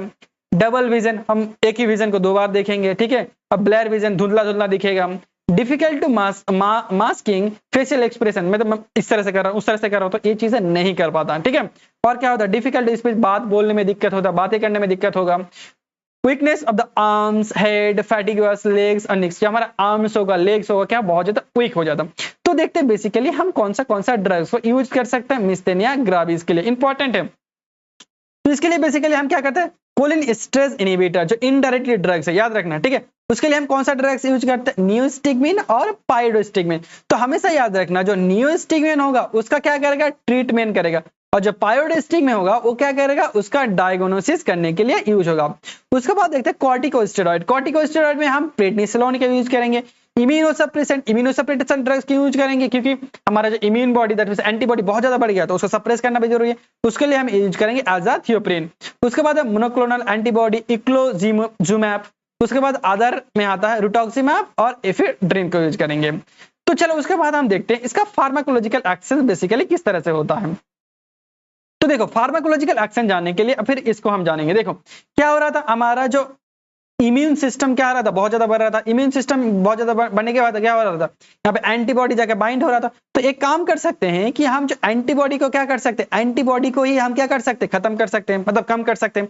इसके लिए हम क्या देंगे, इम्यूनोसप्रेसेंट। दूसरा देंगे, जो यहाँ पे क्या हो रहा था, हमारा जो कोलिन है, ठीक है, उसे बहुत जल्दी जल्दी क्या कर रहा था, बाहर कर रहा था, तो उसको ही हम कम कर सकते हैं ताकि कोलिन हमारे देर में ज्यादा देर रहे हमारे बॉडी में। तो ज्यादा देर में रहेगा तो क्या होगा, कोलिन का एक्टिविटी बढ़ जाएगा, इसमें दे सकते हैं। तीसरा देख सकते हैं, जो कोलिन का रिलीज होगा उसको भी बढ़ा सकते हैं। तो इस तरह से हम क्या कर सकते हैं, हम जो मिस्थेनिया ग्रेविस है उसे ट्रीट कर सकते हैं, ठीक है। तो देखो MG that means auto immuno myasthenia gravis auto immuno disorder, the antibody block, जो एंटीबॉडी है उसको हम ब्लॉक कर सकते हैं। और कह सकते हैं block destroy the acetylcholine receptor in neuromuscular junction. जो न्यूरोमस्कुलर जंक्शन में क्या होता है, जो हमारा एंटीबॉडी होता है उसको क्या कर देता है, उसको डिस्ट्रॉय कर देता है। एंटीबॉडी न्यूरोमस्कुलर जंक्शन में जो रिसेप्टर होता है उसको डिस्ट्रॉय कर देता है। Lead to improve the impair the nerves to muscle communications and muscle weakness. उसके वजह से क्या होता है, जो हमारा नर्व्स और मसल का कम्युनिकेशन वो ब्रेक डाउन हो जाएगा, ब्रेक डाउन हो जाएगा तो मसल वीकनेस हो जाता है। ट्रीटमेंट करना है, अगर ट्रीटमेंट करना तो मेन एम क्या होना चाहिए, इंप्रूव द मसल ट्रांसमिशन। जब मसल्स का ट्रांसमिशन हो रहा था दैट मींस एसिटाइलकोलिन का हमें मात्रा को बढ़ाना है, ठीक है। तो देखो बेसिकली इस ड्रग्स को हम कहाँ पर यूज कर सकते हैं। एक तो होता है हम पर इंप्रूव मसल स्ट्रेंथ, जब मसल स्ट्रेंथ मसल को स्ट्रांग बनाने के लिए यूज कर सकते हैं। Suppression of immuno system, immuno suppression, immune क्या हो जाता है, इम्यूनो सिस्टम जब बहुत ज्यादा बढ़ जाता है उसे सप्रेस करने में यूज करते हैं। और मैनेजमेंट सिम्टम्स और प्रिवेंट क्राइसिस, जब बहुत ज्यादा क्या हो जाता है, हमारा ये सिम्टम्स बढ़ जाता है, उसको भी ट्रीट करने के लिए यूज होता है। उसके बाद आता है कॉन्ट्रा इंडिकेशन, कहाँ पे इस ड्रग्स को हम यूज नहीं करेंगे। हाइपर सेंसिटिविटी और ट्रीटमेंट ऑफ द ड्रग्स, मान के चलो हम क्या कहते हैं न्यूरोमस्कुलर ब्लॉकिंग एजेंट दे रहे हैं, उस टाइम क्या हो रहा था, हमें हाइपर सेंसिटिविटी हो जा रहा था, तो उस टाइम पे भी हम क्या करेंगे, इस ड्रग्स को नहीं देंगे। और condition that increase the risk of the immunosuppressant side effect, मान के चलो उस ड्रग्स दे रहे हैं और ड्रग्स देने की वजह से क्या होगा, हमें रिस्क हो रहा है कि इम्यूनो बहुत ज्यादा सप्रेसेंट हो जाएगा, तो उस टाइम पे भी हम नहीं देंगे, और प्रेगनेंसी में इस ड्रग्स को हम नहीं देंगे। उसके बाद हम कुछ इंपॉर्टेंट डोज के बारे में देख लेते हैं। देखो जो पाइरोस्टिगमिन होता है वो कितना यूज करते हैं, हम 60 mg यूज करते हैं और 6 आवर का इंटरवल में। और देखो इसको हम क्या करते हैं, डायग्नोसिस पर्पस के लिए यूज करते हैं। उसके बाद आता है प्रेडनिसिलोन। प्रेडनिसिलोन कितना यूज करते हैं, 10 से 60 mg यूज करते हैं, ठीक है, दिन में। और एजाथियोप्रिन की यूज करते हैं 50 mg डेली यूज करते हैं। उसके बाद आता है IVIG, that means monoclonal antibody जो होता है, ठीक है, उसका हम कितना यूज करते हैं, 2 ग्राम यूज करते हैं, और दिन में 2 से 5, ठीक है, 5 दिन के अंदर, ठीक है, जब एक्यूट क्राइसिस होगा, दैट मींस शॉर्ट टाइम के लिए हम। उसके बाद हम देखेंगे लोकल एनेस्थेसिया के बारे में। तो सबसे पहले इस वर्ड को तोड़ो, क्या लिखा है लोकल और क्या लिखा है एनेस्थेसिया। तो लोकल का मीनिंग हम क्या जानते हैं, किसी पर्टिकुलर एरिया, ठीक है, लोकल का मीनिंग क्या जानते हैं, किसी पर्टिकुलर एरिया। और एनेस्थेसिया वो ड्रग्स होता है जो क्या करता है, हमारी सेंसेशन को ब्लॉक करता है। क्या करता है, सेंसेशन को ब्लॉक करता है किसी एक पर्टिकुलर टाइम तक, ठीक है, टेम्पोररी सेंसेशन को ब्लॉक करता है। क्या करता है, सेंसेशन को क्या करता है, ब्लॉक करता है। तो पूरी वर्ड में क्या होगा, local. Local that means particular, किसी एरिया का जब सेंसेशन ब्लॉक होता है तब हम क्या बोलते हैं, लोकल एनेस्थेसिया। तो इस तरह से बोल सकते हैं, लोकल एनेस्थेसिया वो ड्रग्स होता है जो क्या करते हैं, हमारी पर्टिकुलर किसी एरिया पे क्या करता है, सेंसेशन को ब्लॉक करता है टेम्पररी टाइम के लिए, तो उसे यहाँ हम बोलते हैं लोकल एनेस्थेसिया। तो बेसिकली लोकल एनेस्थेसिया कब यूज करेंगे, तो लोकल एनेस्थेसिया वो ड्रग्स है जब हम क्या करेंगे, मान के चलो मेरा ये फिंगर है, किसी एक पर्टिकुलर जगह फिंगर में मेरा चोट लगा है, तो क्या करना, मुझे फिंगर को ही क्या करना, बस सुन करना, तो उस टाइम हम क्या करेंगे, लोकल एनेस्थेसिया की यूज करेंगे। लेकिन एनेस्थेसिया बेसिकली 2 टाइप का होता है, एक तो हो गया लोकल एनेस्थेसिया और दूसरा हो गया तुम्हारा जनरल एनेस्थेसिया। लोकल का मीनिंग तो हमने जान गया, दैट मींस पर्टिकुलर एरिया, और जब जनरल एनेस्थेसिया की बात आए तब क्या करेंगे, हमारी पूरी बॉडी को सुन करना पड़ेगा, तो उसे हम क्या बोलते हैं, जनरल एनेस्थेसिया। तो चलो देखते हैं, local anaesthesia is a medication, एक टाइप का क्या होता है, मेडिकेशन टेक्निक होता है, used to temporary nerve and specific part of the body. ये क्या करता है, हमारी किसी स्पेसिफिक पार्ट को क्या करता है, नम, दैट मींस सेंसेशन को ब्लॉक करता है, क्या करता है, किसी टेम्पररी टाइम तक, मतलब एक लिमिटेड टाइम तक, फिर उसके बाद क्या होता है, फिर रिकवरी हो जाता है। And allowing to procedure to perform without pain and the patient remaining conscious. इसमें बेसिकली क्या होता है, जब हम लोकल एनेस्थेसिया देंगे उसमें क्या होगा, पेशेंट कॉन्शियस रहेगा, जब हम क्या करेंगे, ड्यूरिंग द सर्जरी, ठीक है, ड्यूरिंग द सर्जरी क्या रहेगा, पेशेंट कॉन्शियस रहेगा, unlike and general anaesthesia which induce the unconscious. लेकिन अगर हम क्या देंगे, जनरल एनेस्थेसिया देंगे तो पेशेंट क्या हो जाएगा, उस टाइम बेहोश हो जाएगा, दैट मींस अनकॉन्शियस हो जाएगा। Local anaesthesia only block the sensation and targeted area. जो लोकल एनेस्थेसिया होता है वो क्या करता है, सेंसेशन को ब्लॉक करता है, बस टारगेटेड एरिया, जिस एरिया में क्या हुआ, मुझे क्या करना है, सर्जरी परफॉर्म करना है, बस उसी एरिया का सेंसेशन को जब ब्लॉक करेंगे तब हम उसके बोलते हैं लोकल एनेस्थेसिया। तो डिफरेंस देखते हैं, डिफरेंस बहुत बार 2 नंबर क्वेश्चंस के लिए, 2 नंबर मार्क्स के लिए पूछा जाता है। तो देखते हैं डिफरेंस बिटवीन लोकल एनेस्थेसिया और जनरल एनेस्थेसिया। जो लोकल एनेस्थेसिया होता है लेने के बाद पेशेंट क्या रहता है, कॉन्शियस रहता है, लेकिन जब क्या होता है, जनरल एनेस्थेसिया देंगे उस टाइम पेशेंट क्या हो जाता है, अनकॉन्शियस हो जाता है। इसका जो एरिया होता है बहुत स्मॉल होता है, इसका जो एरिया होता है फुल बॉडी होता है, उसका जो प्रिपरेशन होता है, जो हम डोज यूज करते हैं वो मिनिमम होता है, और इसका जो होता है as compare to local anaesthesia ज्यादा यूज करते हैं। इसका जो रिकवरी टाइम होता है वो शॉर्ट होता है, इसका रिकवरी टाइम होता है लॉन्ग, इसलिए बहुत कोई कोमा में भी चला जाता है बहुत टाइम, अगर उसका डोज ज्यादा हो गया तो इसे बोलते हैं स्टेज 4। उसके बाद जो इसका साइड इफेक्ट होता है माइल्ड होता है, बहुत रेयर होता है, इसका जो साइड इफेक्ट बहुत ज्यादा होता है, नोजिया, वोमिटिंग, कभी कभी क्या होता है, पैरालिसिस भी हो सकता है। उसके बाद कॉम्प्लेक्स, उसके बाद क्या था, माइनर एंड मॉडरेट, मतलब जो साइड इफेक्ट, मतलब कॉम्प्लेक्सिटी, मतलब क्या बोल सकते हैं, मतलब क्या क्या दिक्कत आ सकता है, तो ये मॉडरेट हो सकता है, और ये होता मेजर, दैट मींस मैंने अभी पहले ही बोला कि मेजर दैट मींस क्या हो सकता है, हमें कभी कभी पैरालिसिस भी हो सकता है।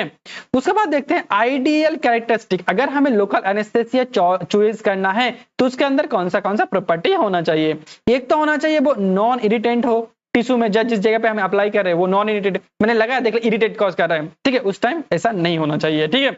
और वो रिवर्सिबल एक्शन हो, मान के चलो एक बार दिया और बाकी नहीं आ रहा तो क्या होगा, उस जगह पैरालिसिस होगा, तो ऐसा नहीं होना चाहिए। क्या होना चाहिए, एक बार दिया फिर जब सर्जरी खत्म हो जाए उसके बाद वो रिवर्स हो जाए, ऐसा होना चाहिए। और रैपिड ऑनसेट देने के साथ साथ जल्दी जल्दी उसका एक्शन स्टार्ट हो जाए। Sufficient duration action, that means क्या होना चाहिए, एक अच्छा ड्यूरेशन ऑफ एक्शन होना चाहिए, ताकि जो हमारा सर्जरी क्या होता है, जो हमारे ऑपरेशन से, दैट मीन्स सर्जरी हो, अच्छे से परफॉर्म हो पाए। पोटेंट एंड लो डोज, हम लो डोज में अच्छा काम करें ऐसा होना चाहिए। मिनिमम एलर्जिक रिस्क, एलर्जिक भी कम होना चाहिए। उसके बाद आते हैं एडवांटेज। अगर हम कंपेयर करें जनरल एनेस्थेसिया से तो इसका एडवांटेज क्या क्या होता है। Low risk and complications compare to the general anaesthesia. अगर हम देखिए जनरल एनेस्थेसिया से अगर कंपेयर करेंगे तो इसमें रिस्क क्या होता है, बहुत कम होता है। And fair and mild to moderate side effect, ये साइड जो होता है बहुत कम होता है, ठीक है, as compare to general anaesthesia. And fast recovery and discharge, क्या होता है जल्दी जल्दी रिकवरी हो जाता है और डिस्चार्ज भी हम कर सकते हैं। मान के चलो जब जनरल लोकल एनेस्थेसिया देंगे, लोकल एनेस्थेसिया देने के कुछ देर बाद ही हम पेशेंट को डिस्चार्ज कर सकते हैं। लेकिन जब हम जनरल एनेस्थेसिया देंगे तो उसके साथ जल्दी जल्दी क्या कर सकते हैं, उसको हम डिस्चार्ज नहीं कर सकते, उसको कुछ दिन एडमिट रहना पड़ेगा, ठीक है। नो नीड एनेस्थेलॉजिस्ट, दैट मींस हम जब लोकल एनेस्थेसिया देंगे उसके लिए कोई एकदम स्पेशल पर्सन नहीं चाहिए जो एकदम लोकल एनेस्थेसिया, ये डॉक्टर भी दे सकता है, ठीक है। Can be administrated by the primary doctor, जो डॉक्टर होता है वही क्या कर सकता है, लोकल एनेस्थेसिया को लगा सकते हैं। उसके बाद देखते हैं classification of local anaesthesia. Local anaesthesia basically कितने टाइप का क्लासिफिकेशन होता है, तो लोकल एनेस्थेसिया बेसिकली दो टाइप का होता है। एक तो होता है according to their clinical use और दूसरा होता है तुम्हारा अकॉर्डिंग टू द स्ट्रक्चर। एक तो क्लिनिकल यूज के बेसिस में उसको क्लासिफाई किया गया और दूसरा क्लासिफाई किया गया देयर स्ट्रक्चर के बेसिस पे। जो according to their clinical use, ये भी बेसिकली दो टाइप का होता है। एक तो होता है इंजेक्टेबल जिसको इंजेक्शन के थ्रू देते हैं और दूसरा होता है सर्फल जो हम टॉपिकली यूज करते हैं। जो इंजेक्टेबल होता है वो बेसिकली तीन टाइप का होता है। एक हो गया तुम्हारा शॉर्ट ड्यूरेशन एक्शन, दूसरा हो गया तुम्हारा इंटरमीडिएट ड्यूरेशन एक्शन और जो थर्ड हो गया उसे हम बोलते हैं लॉन्ग ड्यूरेशन एक्शन। तो एक एक करके सारे ड्रग्स को देखते हैं। जो शॉर्ट ड्यूरेशन एक्शन होता है उसे हम बोलते हैं प्रोकैन बोलते हैं, प्रोकैन। उसके बाद इंटरमीडिएट लिग्नोकैन और प्रिलोकैन। उसके बाद जो लॉन्ग होता है उसमें टेट्राकैन, बुफिवाकैन और रोफिवाकैन, ठीक है, तो इंपॉर्टेंट है याद रखना। उसके बाद surface anaesthesia. Surface anaesthesia basically दो टाइप का होता है, एक होता है सॉल्युबल और दूसरा होता है इनसॉल्युबल। तो सॉल्युबल में कौन सा आता है, कोकेन, लिग्नोकैन और टेट्राकैन, और जो इनसॉल्युबल होता है उसमें हम बेसिकली बेंजोकैन को पढ़ते हैं।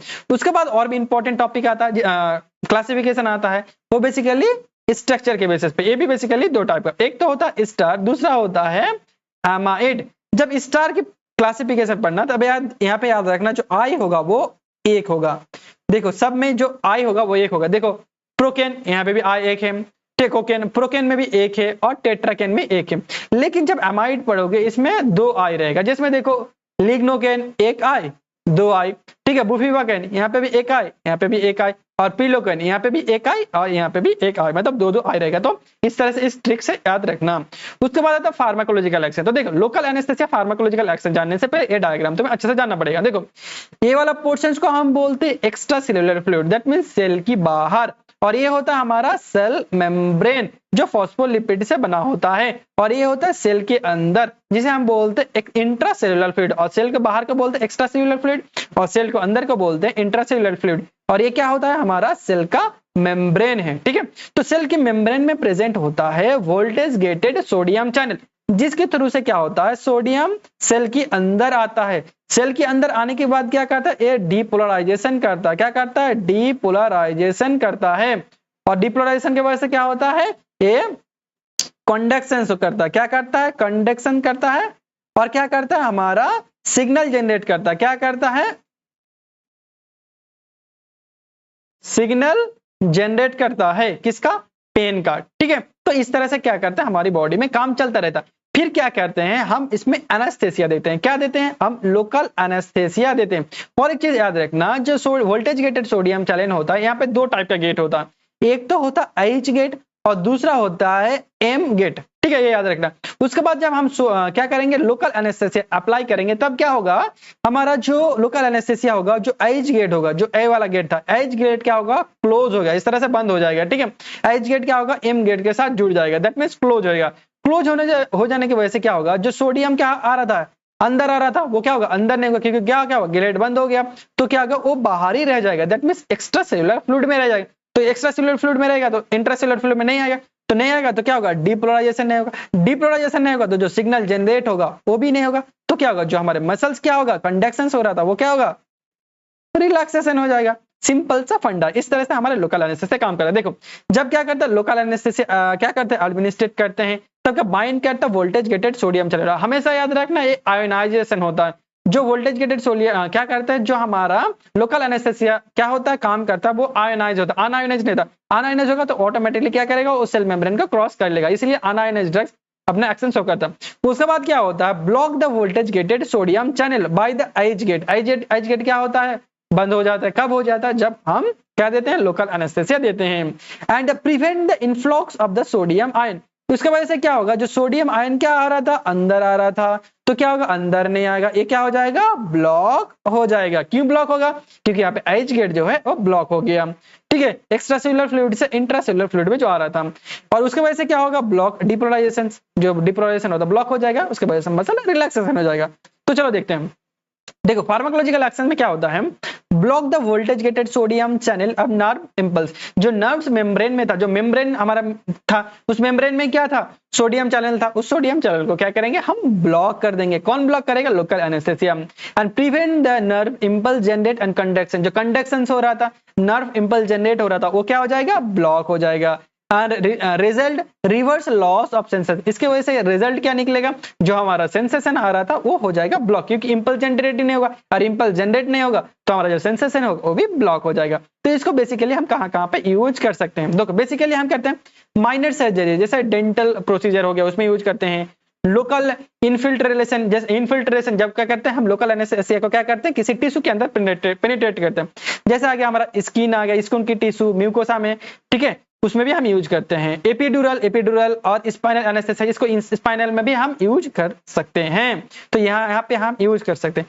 और कहाँ पे हम यूज नहीं कर सकते ड्रग्स को, allergic to hypersensitivity local anaesthesia. अगर हमें पता है कि लोकल एनेस्थेसिया क्या होगा, मुझे एलर्जी रिएक्शन होगा, उस टाइम हम नहीं देंगे, बेसिकली चीजें हैं। और इन्फिल्ट्रेशन और इन्फ्लेमेशन टू इंजेक्शन साइट, अगर मान के चलो जिस साइट पे हम ले रहे हैं वहां पे क्या हो रहा है, एलर्जी कॉज हो गया, तो वहां पे भी हम नहीं लेंगे, बेसिकली चीजें हैं। And cardiovascular and cardio conductions abnormality, अगर मान के चलो हार्ट का कोई डिजीज है उस टाइम पे भी नहीं लेंगे, क्योंकि यहाँ पे जो क्या कहते हैं, लोकल एनेस्थेसिया देने की वजह से क्या होता है, हमारा हार्ट रेट बढ़ जाता है, तो हार्ट के रिलेटेड डिजीज में हम नहीं देते हैं। और यूज एक्यूट प्रेगनेंसी, प्रेगनेंसी भी हम नहीं देख सकते। और vasoconstriction addition contraindication unconscious unprolific uncontrol hypertension. मैंने पहले ही बोला जब हाइपरटेंशन होगा उस टाइम नहीं देंगे, क्योंकि ये जितने भी ड्रग्स है ये क्या करेगा, ब्लड प्रेशर को बढ़ाने का काम करेगा। तो ऑलरेडी बीपी बढ़ा हुआ है, तो जो ड्रग्स दे रहे हैं वो भी बीपी बढ़ाएगा, तो क्या होगा, कॉम्प्लिकेशन हो जाएगा। तो इस टाइम पे हम इस ड्रग्स को नहीं देते हैं। उसके बाद आप देते हैं डोज कि कितना डोज। लीडोकैन हम मैक्सिमम यूज कर सकते हैं 4.5 mg, ठीक है, विदाउट एपिड्यूरल, ठीक है, और अप टू 300 एडल्ट में यूज करेंगे। उसके बाद लिग्नोकैन हम क्या करेंगे, देखो एक आएगा यहाँ पे जो ड्रग्स यूज करेंगे, एक एपिनेफ्रिन के साथ यूज करेंगे और एक सिंगल। तो अगर हम लिडोकैन को क्या कर रहे हैं, एपिनेफ्रिन के साथ यूज कर रहे हैं, तो मैक्सिमम कितना देंगे, 7 mg देंगे। और बुफिवाकेन हम कितना देंगे, 2 से 3 mg, ठीक है, लॉन्ग ड्यूरेशन के लिए। उसके बाद हम देखते हैं non steroidal anti inflammatory drug, जिसे हम शॉर्टकट में बोलते हैं नसेट। ये बहुत ज्यादा इंपॉर्टेंट है। जो डेली हम ड्रग्स हम यूज करते हैं, ओटीसी ड्रग, जो जिस ड्रग्स को लेने के लिए हमें कोई भी प्रिस्क्रिप्शन की जरूरत नहीं पड़ता, उस ड्रग्स को हम क्या बोलते हैं, ओटीसी ड्रग्स। और इसे किसके अंदर आता है, ये हमारे नसेट ड्रग्स आता है। नसेट ड्रग्स वो ड्रग्स होता है जो जनरली हम बेसिकली यूज करते हैं, और जो लेने के बाद क्या हो जाए, कोई साइड इफेक्ट कम हो, और क्या हो जाए उसके लिए कोई नशा, मतलब क्या हो जाए, नॉन नार्कोटिक हो, ठीक है, और सीएनएस को डिप्रेस ना करे, हैबिचुअल ना हो। ये सब ड्रग्स किसमें आता है, नसेट के अंदर आता है। तो चलो देखते हैं NSAID, that means non steroidal anti inflammatory drug, widely used the medication to relieve pain. ये बेसिकली क्या करते हैं, हमारा पेन को ठीक करते हैं, और क्या करते हैं, रेड्यूस इन्फ्लेमेशन फीवर। ये बेसिकली वो ड्रग्स होता है जो क्या करता है, हमारा पेन, इन्फ्लेमेशन, फीवर को ठीक करने का काम करता है। इसीलिए लिखा है यहाँ पे एंटी इंफ्लेमेटरी ड्रग्स, ठीक है। उसके बाद देखो NSAID class of drugs also called OTC drugs, that means NSAID class के ड्रग्स जब होगा वो हम विदाउट प्रिस्क्रिप्शन हम ले सकते हैं, कहां से, हम मेडिकल स्टोर से। तो देखो नसेट क्लास जो ड्रग्स होगा वो बेसिकली काम कैसे करता है, जो नसेट क्लास के ड्रग्स होता है वो ब्लॉक करता है किसको, कॉक्स को। कॉक्स का फुल फॉर्म क्या आता है, साइक्लोऑक्सीजिनेज। एक टाइप का क्या होता है, एंजाइम होता है, जो क्या करता है, हमारा प्रोस्टाग्लैंडिन को सिंथेसिस को बढ़ाता है। तो प्रोस्टाग्लैंडिन क्या होता है, हमारे पेन, फीवर और इन्फ्लेमेशन के रिस्पॉन्सिबल होता है। तो हम क्या करेंगे, हम कॉक्स एंजाइम को ही क्या कर देंगे, ब्लॉक कर देंगे, ताकि क्या होगा, हमारा प्रोस्टाग्लैंडिन का जो सिंथेसिस हो वो कम हो जाए। वो कौन करता है, हमारे नसेट करता है। जो नसेट क्लास के ड्रग्स होता है वो क्या होता है, non narcotic analgesic, that means pain killer तो होता है लेकिन वो नॉन नार्कोटिक मतलब हैबिचुअल नहीं होता है। Do not suppress CNS, CNS पे जाके काम नहीं करता, सीएनएस को डिप्रेस नहीं करता। नो फिजियोलॉजिकल डिपेंडेंस एंड अब्यूजेबिलिटी, ऐसा नहीं होता इस ड्रग्स को हम अब्यूज मतलब मिस यूज करेंगे, मतलब लेने के बाद हैबिचुअल हो जाए, मतलब ले ही सकते उसके बाद नहीं रह सकते, ऐसा कोई साइड इफेक्ट है ही नहीं इसके अंदर, ठीक है। किसके अंदर? नशेड के अंदर। तो चलो हम क्लासिफिकेशन देखते हैं। इसका क्लासिफिकेशन बहुत इंपॉर्टेंट है, याद रखना, ठीक है। तो इसका क्लासिफिकेशन बेसिकली 4 टाइप से किया गया। फर्स्ट जो होता है नॉन सिलेक्टिव कॉक्स इनहिबिटर, जो क्या करेगा, कॉक्स, देखो कॉक्स जो एंजाइम होता है, कॉक्स मैंने समझाया क्या होता है, क्या वो काम करता है। तो कॉक्स जो एंजाइम होता है बेसिकली 3 टाइप का होता है, कॉक्स ऑन, कॉक्स 2 और क्या होता है, कॉक्स 3। कितने टाइप का होता है? 3 टाइप का होता है। तो आगे चल के देखेंगे ये किस क्या क्या काम करता है। जो कॉक्स, जो नॉन सिलेक्टिव कॉक्स इनहिबिटर होता है वो कॉक्स 1 में भी काम कर सकते हैं और क्या कर सकते हैं, 2 में भी काम कर सकते हैं। तो इसमें कौन सा ड्रग है, जब सब क्लास जब पढ़ेंगे, सैलिसिलिक एसिड, किसका नाम है, एस्पिरिन। उसके बाद प्रोपिनोइक एसिड, प्रोपिनोइक एसिड के अंदर क्या आता है, आइब्रूफेन, नेप्रोक्सोन और कीटोप्रोफेन। उसके बाद है फिनामिक एसिड, फिनामिक एसिड में क्या आता है, मीफिनामिक एसिड।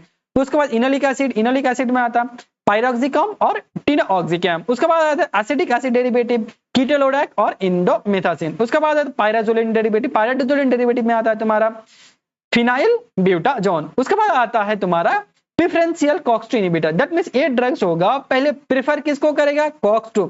कॉक्स ऑन में भी बाइंड हो सकता है लेकिन प्रीफर किसको करेगा, कॉक्स 2 में ज्यादा बाइंड होने के चांसेस रहेगा। कौन से ड्रग्स है इसमें, निमोसलाइड, डिक्लोफेनाक, एसिक्लोफेनाक और मिलोक्सिकम, ऐसा ड्रग्स है ना जो हम सब सुना लेते हैं। एस्पिरिन को तो हम हमेशा सुनते हैं, ठीक है, आइब्रूफेन भी सुनते हैं और क्या होता है, निमोसलाइड भी सुनते हैं, डिक्लोफेनाक, ये नाम जो होता है ना हम डेली सुनते हैं। उसके बाद सिलेक्टिवली कॉक्स 2, ये बेसिकली क्या करेगा, बस कॉक्स 2 में ही जाके बाइंड करेगा, कॉक्स 2 को ही इनहिबिट करेगा। याद रखना जब भी कॉक्स 2 की बात आएगा तभी ड्रग्स, जितने भी ड्रग्स आएगा उसमें याद रखना कॉक्सिब। तो देखो सिलिकॉक्सिब, एट्रोकॉक्सिब और पैराकॉक्सिब, सब में क्या आया, कॉक्सिब आया, क्या आया, सब में कॉक्सिब आया, ठीक है। उसके बाद आता है एनाल्जेसिक एंटीपायरेटिक, ये बेसिकली क्या करेगा, पेन किलर को ठीक करेगा और साथ के साथ फीवर को भी ठीक करेगा। ये बेसिकली जितने भी ड्रग्स होगा वो कॉक्स 3 में काम करेगा, किसमें, कॉक्स 3 में। तो इसमें कौन सा ड्रग्स आता है, पैरासीटामोल। पैरासीटामोल क्या करता है, पेन किलर भी काम करता है, एज एंटीपायरेटिक भी काम करता है। तो पैरासीटामोल का केमिकल नाम क्या होता है, एसिटोएमिनोफेन, ठीक है। और कौन सा ड्रग्स आता है, निमोफेन। उसके बाद हम देखते हैं इसका फार्माकोलॉजिकल एक्शन। तो हमेशा की तरह फार्माकोलॉजिकल एक्शन जानने से पहले हम उसको कुछ चीजें जान लेते हैं। तो देखो बेसिकली क्या होता है, जब हमारा मेम्ब्रेन फॉस्फोराइलेशन होता है उसके बाद क्या होता है, हमारा एराकिटोनिक एसिड बनता है। फिर एराकिटोनिक एसिड क्या करता है, कॉक्स को स्टिमुलेट करता है। और जो कॉक्स होता है बेसिकली 2 टाइप का होता है, एक कॉक्स ऑन होता है और कॉक्स 2 होता है। बेसिकली कॉक्स 3 भी होता है लेकिन हम यहाँ पे 2 ही पढ़ेंगे, ठीक है, कॉक्स ऑन और कॉक्स 2। जो कॉक्स ऑन होता है, कॉक्स ऑन और कॉक्स 2 होता है, वो क्या करता है, प्रोस्टाग्लैंडिन को सिंथेसिस करने का काम करता है, ठीक है। तो बेसिकली क्या करता है, प्रोस्टाग्लैंडिन क्या करता है, GIT motor mucosa, GOT mucosa में काम करता है। दैट मींस ये क्या करता है, गैस्ट्रिक एसिड सिक्रेशन का कंट्रोल करने का काम करता है, प्लेटलेट्स फंक्शंस कंट्रोल का काम करता है और रेनल फंक्शंस को भी कंट्रोल करने का काम करता है हमारा प्रोस्टाग्लैंडिन सिंथेसिस, ठीक है। उसके बाद क्या करता है, पेन को कंट्रोल करने का काम करता है, फीवर और इन्फ्लेमेशन को कंट्रोल करने का काम करता है हमारा प्रोस्टाग्लैंडिन। तो बाई चांस मान के चलो क्या होगा, एराकिटोनिक एसिड का सिंथेसिस बढ़ गया, कब बढ़ता है, जब हमारा मान के चलो क्या होता है, पेन जनरेट होता है या इन्फ्लेमेशन जनरेट होता है, तब क्या होता है, हमारे एराकिटोनिक एसिड बढ़ जाता है। एराकिटोनिक एसिड बढ़ जाएगा तो क्या होगा, हमारा कॉक्स का स्टिमुलेशन में, जो कॉक्स एंजाइम होगा वो भी स्टिमुलेशन बढ़ जाएगा। अगर कॉक्स का स्टिमुलेशन बढ़ जाएगा तो क्या, जो प्रोस्टाग्लैंडिन सिंथेसिस हो रहा था वो भी अमाउंट क्या, वो भी बढ़ जाएगा। अगर वो बढ़ जाएगा तो क्या होगा, जो जीआईटी में क्या बन रहा था, जीआईटी में गैस्ट्रिक एसिड सिक्रेशन बन रहा था वो भी बढ़ जाएगा, प्लेटलेट फंक्शंस भी बढ़ जाएगा और क्या कर, जो रेनल फंक्शंस भी बढ़ जाएगा कॉक्स ऑन में। और कॉक्स 2 में क्या होगा, फीवर भी बढ़ जाएगा, क्या हो जाएगा, पेन भी बढ़ जाएगा, फीवर भी बढ़ जाएगा और इन्फ्लेमेशन भी बहुत ज्यादा बढ़ जाएगा। कब, जब अगर एराकिटोनिक एसिड बढ़ जाएगा। एराकिटोनिक एसिड तभी बढ़ता है जब क्या होता है, बाहर से इन्फ्लेमेशन या पेन होता है, ठीक है। तो बेसिकली हम क्या करेंगे, जो इसको कंट्रोल करने के लिए हम क्या करेंगे, इसको हम क्या करेंगे, कॉक्स को बंद करेंगे। अगर कॉक्स को क्या करेंगे, बंद करेंगे, जो कॉक्स को बंद करेंगे तो कॉक्स को बंद करने की वजह से क्या होगा, जो हमारा प्रोस्टाग्लैंडिन का सिंथेसिस हो रहा था वो भी क्या होगा, कम हो जाएगा। तो कॉक्स को बंद करने के लिए कौन सा ड्रग्स यूज करते हैं, हम नसेट को यूज करते हैं। नसेट क्या करता है, कॉक्स ऑन को भी बंद कर देता है और कॉक्स 2 में भी बंद कर देता है। तो चलो इसका देखते हैं। ये क्या करता है, pharmacology inhibit the cyclooxygenase enzyme, जो कॉक्स एंजाइम होता है, कॉक्स ऑन या कॉक्स 2, उसको क्या करता है, इनहिबिट करने का काम करता है। कौन, जितने भी हमारे नसेट ड्रग्स होता है। और क्या करता है, रिड्यूस प्रोस्टाग्लैंडिन सिंथेसिस, इसके वजह से क्या होता है, जो हमारा पीजी दैट मींस प्रोस्टाग्लैंडिन का सिंथेसिस हो रहा था वो भी क्या हो जाएगा, घट जाएगा। एंड डिक्रीज इन्फ्लेमेशन, प्रोस्टाग्लैंडिन का सिंथेसिस घटेगा तो क्या होगा, इन्फ्लेमेशन भी घटेगा, पेन भी घटेगा, फीवर भी घटेगा, and block the chemical reaction, जो केमिकल रिएक्शन हो रहा था वो भी घट जाएगा। दैट मींस जो हिस्टामिन रिलीज हो रहा था या ऑटोकॉइड रिलीज हो रहा था उसको हम केमिकल रिएक्शन बोलेंगे, वो भी घट जाएगा। जो कॉक्स ऑन होगा वो इनहिबिट करेगा अफेक्टेड द गैस्ट्रिक प्रोटेक्शन, और क्या करेगा, जो हमारा कॉक्स 2 होगा वो क्या करेगा, inhibit the mainly reduce inflammation को ठीक करने का काम करेगा। तो देखते हैं ये सब ड्रग्स हम कहाँ पे यूज करते हैं। बेसिकली हम क्या करेंगे, पेन रिलीफ में यूज करेंगे, माइल्ड और मॉडरेट पेन, ठीक है, हेडेक का पेन हो गया, डेंटल का पेन हो गया और मसल्स का पेन हो गया, सबको ठीक करने का काम करता हूँ। उसके बाद एंटी इन्फ्लेमेटरी जैसे आ गया तुम्हारा आर्थराइटिस हो गया, ठीक है, जैसे रोमेटॉइड आर्थराइटिस, ऑस्टियोपोरोसिस, ये सब ठीक करने का काम करता है। उसके बाद anti pyretic that means fever को रिड्यूस करने का काम करेगा। उसके बाद डिसमेनोरिया, ठीक है, दैट मींस क्या होगा, जब हम मेंस्ट्रुअल साइकिल के टाइम क्या होता है, जब पेन होता है उसको ठीक करने के लिए भी काम करता है। गाउट में भी यूज होता है। और क्या करता है, injury to related inflammation, inflammation related जो इंजरी होता है तब भी इस ड्रग्स को हम यूज करते हैं। तो इतने जगह पे हम यूज करें। उसके बाद देखते हैं इस ड्रग्स को कहाँ पे हम यूज नहीं कर सकते। History to NSAID to aspirin to hyper sensitivity, अगर मुझे पता है कि हमें एस्पिरिन ले रहे उसके वजह से एलर्जिक रिएक्शन होगा, उस टाइम पे हम नहीं देख सकते। और basically allergic reaction with asthma तो हम नहीं लेंगे। उसके बाद activate and history to peptic ulcer to gastric intestinal bleeding, अगर हमें क्या होगा, अगर गैस्ट्रिक इंटेस्टाइनल ब्लीडिंग हो रहा है या क्या हो रहा है, क्या हो रहा है, हमारा अल्सर बढ़ा हुआ है, उस टाइम पे हम ये ड्रग्स नहीं लेंगे। अगर लेंगे तो क्या होगा, अल्सर बढ़ जाएगा तो बहुत कंडीशन खराब हो जाएगा। उसके बाद uncontrol hypertension and cardiovascular disease, क्या होगा, अगर बीपी बढ़ा हुआ है तो इस ड्रग्स को हम नहीं लेंगे। क्यों नहीं लेंगे, जितने भी ड्रग्स होता है वो क्या कर देता है, बीपी को भी बढ़ा सकता है, ठीक है। ये सीवियर नहीं होता है लेकिन अनकंट्रोल बहुत ज्यादा जब हाइपरटेंशन तब नहीं लेंगे, ठीक है। और अगर नॉर्मल हाइपरटेंशन तो ले सकते हैं। उसके बाद several renal failure, hepatic impairment, अगर क्या होता है, देखो रेनल और हेपेटिक इंपेयरमेंट हम नहीं लेंगे क्योंकि रेनल और हेपेटिक के थ्रू क्या होता है, इसको मेटाबोलाइज होता है। अगर मेटाबोलाइज नहीं होगा तो बॉडी में रह जाएगा, बॉडी में रहेगा टॉक्सिसिटी कॉज करेगा, तो इस टाइम हम नहीं लेंगे। उसके बाद हम देखते हैं इसका कुछ डोज, जो डोज में आता है आइब्रूफेन हम कितना लेते हैं, 400 mg लेंगे और क्या लेंगे, एवरी 6 to 8 आवर्स के डिस्टेंस में। उसके बाद नेफ्रोक्सेन 250 से 500 mg लेंगे और दिन में 2 बार लेंगे। उसके बाद डिक्लोफेनाक 50 mg लेंगे दिन में 2 बार, ठीक है। उसके बाद मिलोक्सिकम 7.5 लेंगे और दिन में 1 बार लेंगे। उसके बाद सिलोकॉक्स 200 mg लेंगे और दिन में 1 से 2 बार लेंगे। तो आई होप जितने भी सारे डाउट्स था तुम्हारे चैप्टर 2 के रिलेटेड, तो चैप्टर 2 में पेरिफेरल नर्वस सिस्टम के रिलेटेड वो सारे डाउट क्लियर हो गया।